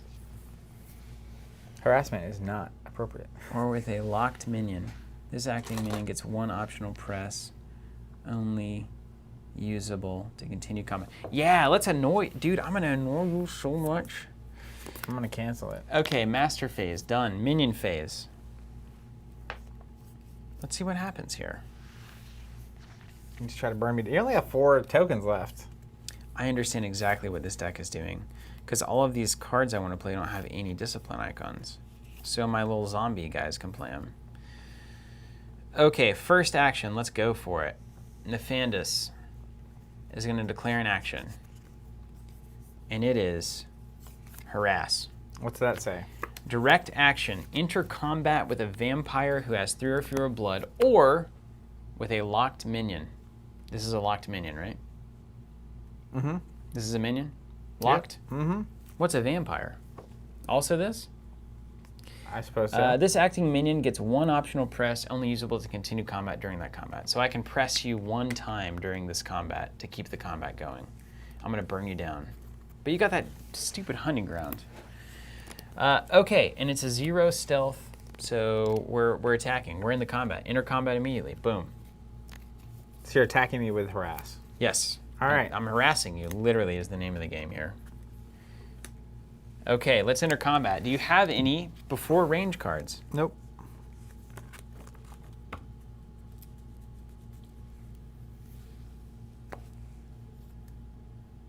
Oh my gosh. Okay, hold on. I do. I gotta read it. Hold on. Apparently, your retainers aren't minions, so they can't play that card. Because it says this interacting minion. This So- acting minion? It has to be one of your. These aren't retainers, these are allies. I don't know what that means. It's immune to damage from allies. Oh, she's immune to damage from allies. Oh, does it say that? Yeah, that's her thing. Oh. Well, that's less exciting. Okay. Jerome says, it's a trap. It's the perfect counter to this entire deck. Yep. Why do you think I summoned her? I knew exactly what you were going to be doing. What the heck? And I planned for it. What is this? That's what I call skill. Okay. All right, well. Or extreme fortune. Whichever way you want to look at it. So you're just immune to allies. So if I'm going to do this, I've got to do it the hard way. You should bring Keith in. See how that goes. Well, I'm just gonna keep rocking. You just bleed me out. I'm gonna keep bleeding, man. I think I'm gonna keep bleeding. All right, hold on. Matthew says allies are minions, so that could have worked. But then it would have done nothing. And it would have been hilarious. If you queued up like 10 damage and just Yeah, missed. so like I can do this. It's just the fact that your particular Archbishop of Montreal, Carolina Valles, is immune to damage from allies and retainers. So my Nefandi can't do anything. Now I could try to do something with old Antonio, but I risk Antonio, who is quite good. Antonio. Antonio. I need you to die. Romeo. My one character? You need my one character to die? Oh my gosh. Okay, hold on. Hold on, I have an idea. This minion becomes a weapon. Put into play. Range strike. Put this card on this minion. It becomes a weapon equipment that can strike 2R. Not usable the round it's put in play, but burn after you start the end of combat. Oh, so we're talking about combat rounds.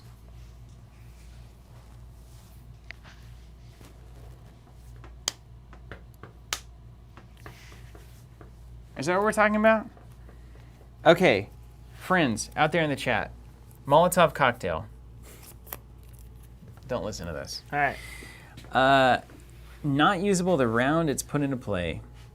Does that mean the combat round? So if I press to go to a new combat round, I can then use it? It's like I've got to play it, do nothing, press, and then I get to use it? Like I have to take time to light it, basically? Okay. Okay. Dude. You're dead. You're dead, man. Come and get it. Hold on. I feel like I need to have one more piece of this puzzle. I need a maneuver card to get into long range. Okay. All right, I got it. Okay, so Nefandus. Mm-hmm. Bleed. Got him.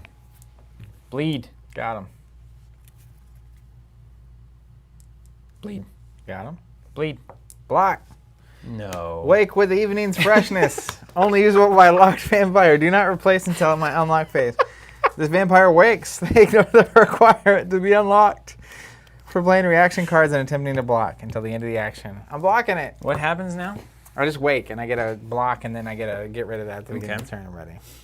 And you're immune to damage from allies. Now, does that mean you're immune to damage from cards that allies are playing? Yes. No, it doesn't. They're doing it. I'm not punching you. What if I'm throwing a Molotov at you? I am just more dominant than your allies. See, because this says I can strike for 1 range damage. Okay. Apparently, Molotov plus harass is like the winning combo. Yeah, I've got that. But it's just 2 damage to you. Oh, it's aggravated damage. That's why. You're going to be having some of that in just a second. All right, you woke me up, or you woke yourself up. Now what? I'm blocking you from bleeding me. You did it. I have nothing to do with that. And I can't play modifiers on your turn? Action modifiers, no. Only reactions. Okay. Blocked it.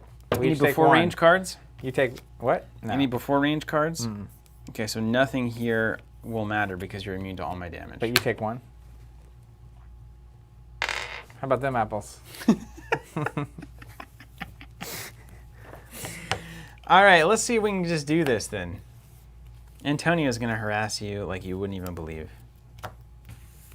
Harass. Let me read this. Gonzalo, now there's a combat. Wait, does that say don't replace? No, it doesn't, because there's another one. You got it. All right, we're in combat. Do you have any before range? No. I do. Trap. 3 counters on. Put into play with 3 counters. Every time a card is played in combat, reset it to 3. During the press step, it's going to automatically press. So that's going to happen 3 times. And then at the end of the combat, we burn it. So basically, you're going to be in 3 rounds of combat guaranteed. If you play a card, potentially more rounds of combat. Anything else? Oh, Nefandus does take 0. He says each strike is -1. There it is. All right. Okay. Now we go to before strikes. You got any before strike stuff? Nope. You're about to get so wrecked. Oh, I feel it. Mazel tov. Okay. Now we go to choosing the strikes. I'm going to choose some strikes. Choose to choose. First strike I'm going to choose is a Molotov cocktail. Put it on the minion. It becomes a weapon that can strike 2 range. Wait, I can't get to... Oh, I can do it. I can do range attacks from melee. I forgot that. It'll be aggravated damage. So you do 2, and then I go to the... It won't happen yet. It won't happen yet. Okay. Do you have any strikes you'd like to choose from your hand, or... I just do 1 basic strike. Okay, so basic strike. Now we resolve them. This does nothing. I take 1 from the fist attack. You take 1 from the fist attack, yeah? Yep. Then we go to the push, or the press. We remove 1 from trap. We start the combat over. Strikes. Not going to play any strikes. You going to play any strikes? Mm-mm. Resolve. Molotov cocktail. 2 range aggravated damage. So 2, and then I go And then I take 1. packing. You go packing. And what does fame say? When I leave, lose 3. And then during each of my unlock phase, we each burn 1. Keith Moody coming in for a hot bleed here. But wait, there's more. We're using some computer hacking to give you +1 bleed. Oh no! My Instagram photos. You hacked in and posted them. Everyone knows I'm a vampire. Okay. And then the trap is done, right? Because there's nothing got left it. to combat. Okay. And then we go to the influence phase. You know what's happening. Wait, no, I'm not doing that. I'm not doing anything. I'm gonna spend 4 transfers to move 2 back. Yeah, there you go. All right, started my turn. I bleed out. That's right. Let's game. Get bled, dude. You're like, what happened?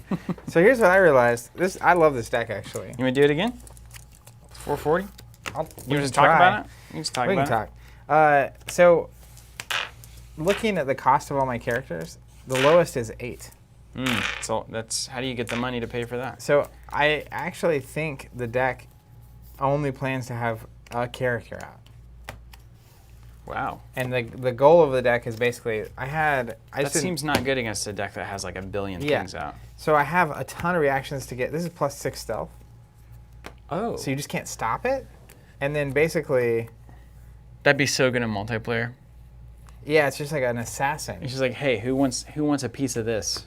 Because you just out stealth, and then like if you play all the modifiers to give you plus bleed, So you just do big, giant, Just unblockable attacks. not a lot going on, but when it hits, it hits. Is that? Do you guys agree? Is that correct? Like, is that how that deck works? Is it's like basically 1 or 2 big things, and they just do massive damage? Like And I had a ton of, like, my cards were all crazy. It's just I didn't have them at the right times. So it's like, basically I can pick a character that has less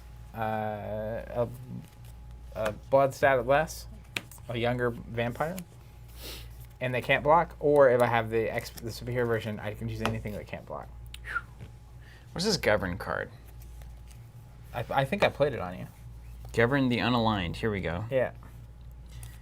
Add 3 blood to a younger Oh, in your uncontrolled region. So that's how you get them out. Oh, down here? You add 3 without having to transfer. Yeah. That makes sense. Yeah. Okay, and so there's probably a balance in this deck between There's a bunch of that card. how many of those you want to have. Yeah. That makes more sense. I only saw one. There's only one there. How many are in here? Martin's basically saying, yeah, you try to get 2 out. The vote cards do most of the work. Oh, nice. You just don't have time against a one-on-one swarm. How crazy would it be to deck build for a multiplayer game like this? Oh yeah, next level. Yeah, Even just dude. like Yeah, you got tons of govern the unaligned, yeah. the voting, what you can do with voting I to like love it. sow seeds of chaos on the table. That turns it into exactly what you want it to be, really. Yeah, I think that's exactly what it wants to be.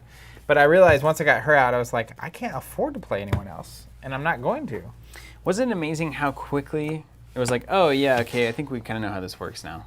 And then like on that second game, it was like, all right. It helped that you had the go grab something, go grab something, go grab something. Like it's you're playing an aggro deck that gets the stuff. But yeah, I mean it's not that complex, really. What's going on here? Tell me though, what's this? And maybe we need to really dive into this on the podcast. Apparently there's 12 governs in the deck. You guys should listen to our podcast, Covenant Cast. It's Usually on every iTunes Friday or etc. Saturday. But what is it about games like this and Middle Earth CCG that are not that difficult, but they're so hard to learn? What does that mean? I think Is it templating? Is it just like scaffolding isn't very good in the early games? I think they were willing to not systematize. Mm-hmm.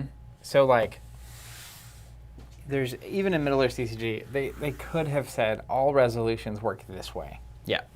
Yeah. Take the one stat, roll a die. Are you above or below that stat? That's true. And And they then- made it different, like 20 different ways. And then instead of having a mind stat, an influence stat, and a fight stat, and then all the stats resolve the same, they have it where it's like, this is your stats, but then also, here's the way to calculate it. Each one is different, and each of those are different based on the variables on the table, Yeah. where it's like, but if you have a wizard present, Yeah, you can do this look at that other ring. thing. Yeah. So I think in this game too, it's like this was not overly complex, but like what they didn't have back then is, and the rules are obviously better. This is not that long ago. This No. one, this version of the game, but like the idea of constructing a rule set that has a framework that you can understand just by the principles of that framework didn't exist. So like even here, the way combat resolves and the way combat damage resolves versus the bleed and taking actions and the action framework versus the combat framework is like, I still don't really know. Is it like you get as an example, reactions you Yeah, can what only you're play in response to your action, or no, in response to your opponent's action. Yeah. Modifiers you can only play in response to your action. So But when you play them, that's the other thing. It's like you can only play bleed modifiers. Is that after the block has been declared? that's what the frameworking of it is Yeah. like the most confusing part. Because none of the cards, like if I randomly grab one, it's like conditioning, only usable during a bleed action, +2 bleed. At what point during a bleed action? And it's a modifier. But is it like when I declare a bleed action? Yeah. Is it?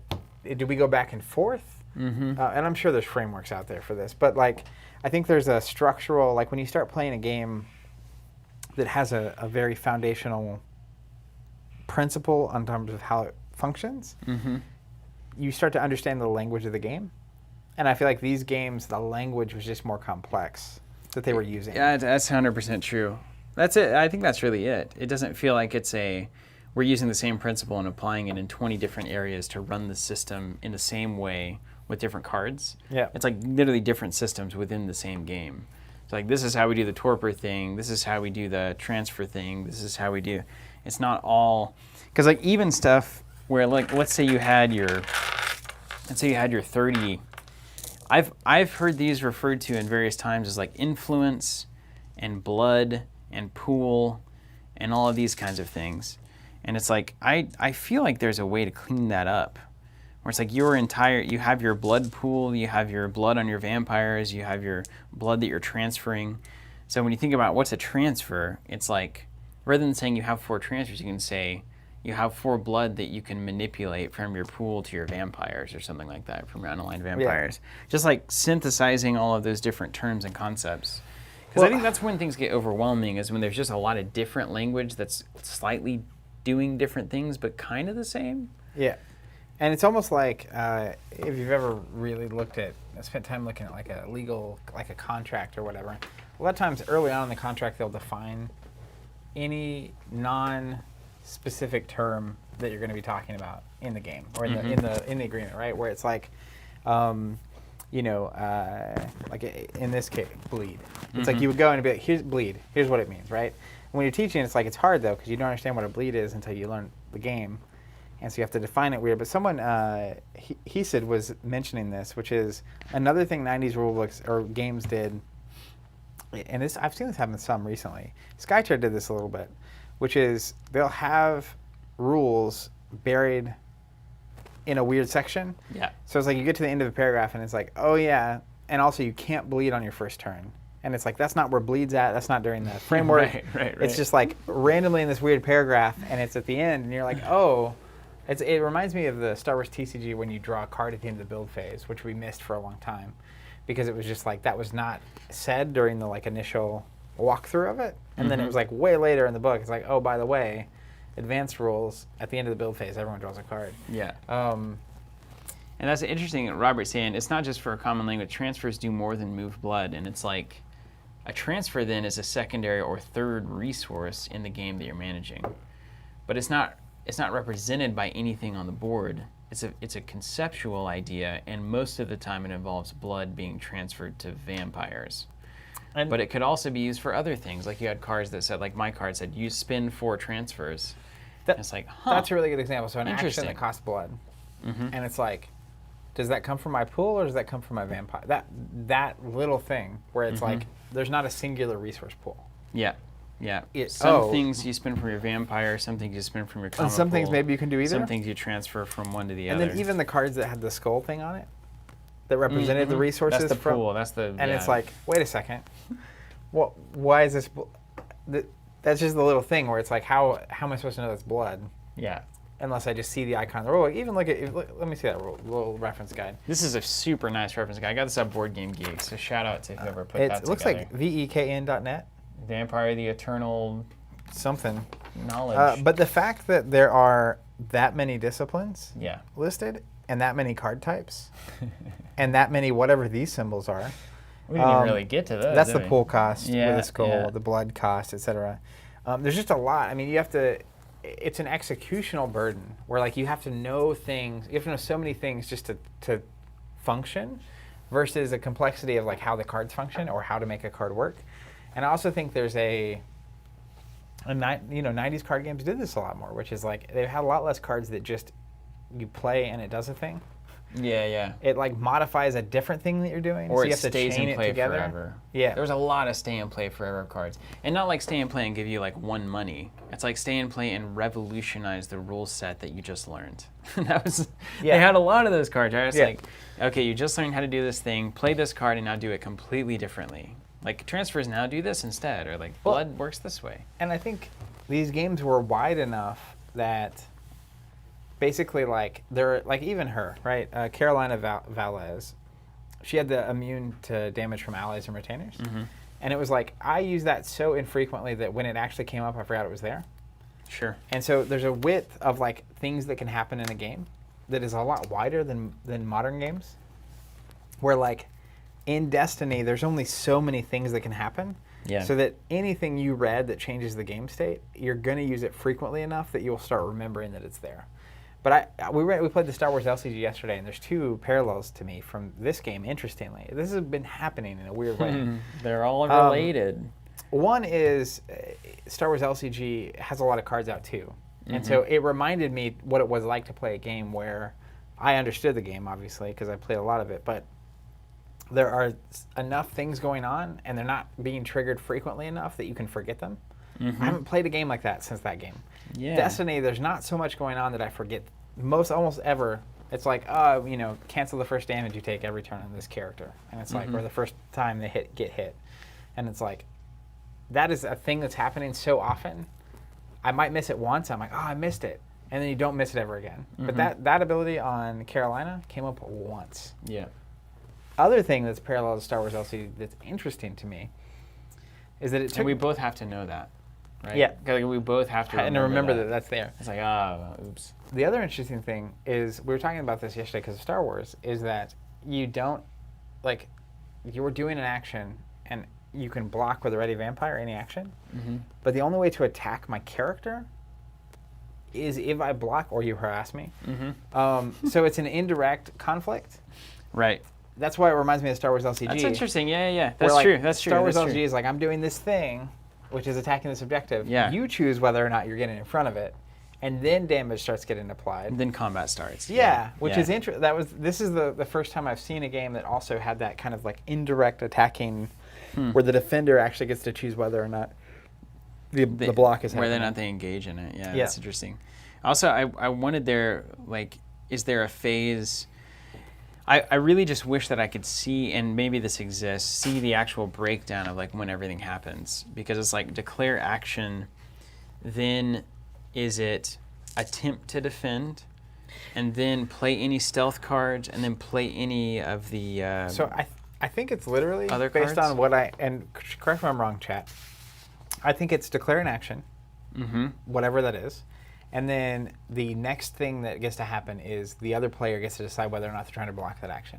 Yeah. So they try to block it.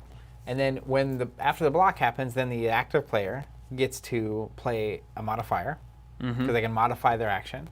And then if I pass or play, then the other player gets to react. Yeah. And that goes back and forth until we're done.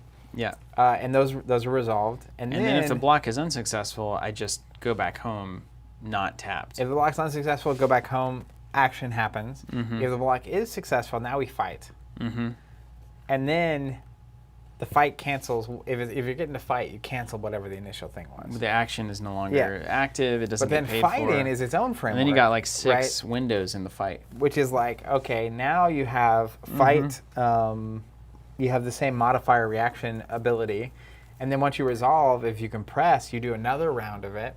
And because every time you play a card, you're drawing a card, it's like you could chain out 20, 30 cards probably in some weird framework of blocking into attacking into resolution. And that's just like one vampire going. Yeah. Which is crazy. And I totally appreciate what's going on here. It's like this game would excel in multiplayer like crazy. Like, it's built to be wide enough that you can kind of play how you want to play. Yeah. But then it's expecting there to be enough players that someone at the table can like oppose you. Yeah. And then eventually either you're going to get knocked out or enough people between you are going to get knocked out where now you're fighting. Yeah. And it kind of goes, once you get down to 2 players, now we have this scenario where you're just trying to bleed each other out.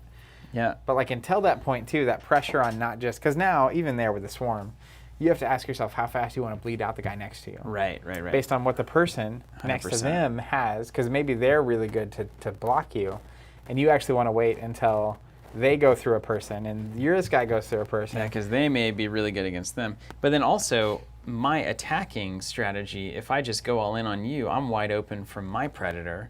So now the person to my right can just waylay on me. So I'm exposing myself. It's different when a 1 versus 1 game. The choices you make, I can immediately capitalize. Yeah. It's like a flow of hold defenders and attack. With you have multiplayer, it's like, oh, this person has 2 vampires. I have 6. You have 1. And it's like, okay, so I need to hold 2 or 3 in case whatever they're going to do. So that leaves these guys open. But there's undirected things I can do too. That could also change the landscape. So it really makes a lot of sense. The thing that really didn't ever seem to be meaningful to us was this determining range and range combat versus melee combat and all of that. It seems like an easy thing to cut out of a game if you were looking to really simplify a system. And I'm sure there are reasons that's there, but also like, again, with the weight of what's already going on, it's like, do you need that? And do you need cards that let you maneuver? And like the maneuver cards, like, and the weird thing too, one-on-one is obviously not what it was built for, but in the first game particularly, it was very obvious that we were playing kind of parallel games. Yeah. Once you started figuring out you were just trying to beat me up, and then I realized I had nothing to do but get beat up. Yeah. It's kind of weird. But if we were playing the political game, I feel like that the first deck I played would have a weird amount of like just influence. Yeah, you'd be the guy at the Thrones melee table that can just king make people and like. And it's not even king making. It's like, hey, I'm playing this card. I'm going to assign the damage to you unless you promise to vote for my next referendum. Right. And then you're like, I promise to do it. And then I do that, and you're like, I'm not doing it. And then it's just, you're done now. All that kind of now stuff. The table knows. I also think if we were to, like, if I'm looking at this combat sequence, you could really modernize this combat sequence, right? You have beginning of combat, and then people can play cards. And that would be like, give your character long range. Give your character, or remove long range from a character, those kinds of things. Then you choose the strikes, resolve them, and then end of combat, you can play press cards, and it would restart the combat round. Like, there's a lot of ways that you could really easily have, like, just basic frameworks of start combat, and then cards that can be played then, strikes, card that can be played then, and then end of combat cards that can be played then. And you can kind of get away from this big breakout that's happening between all these phases.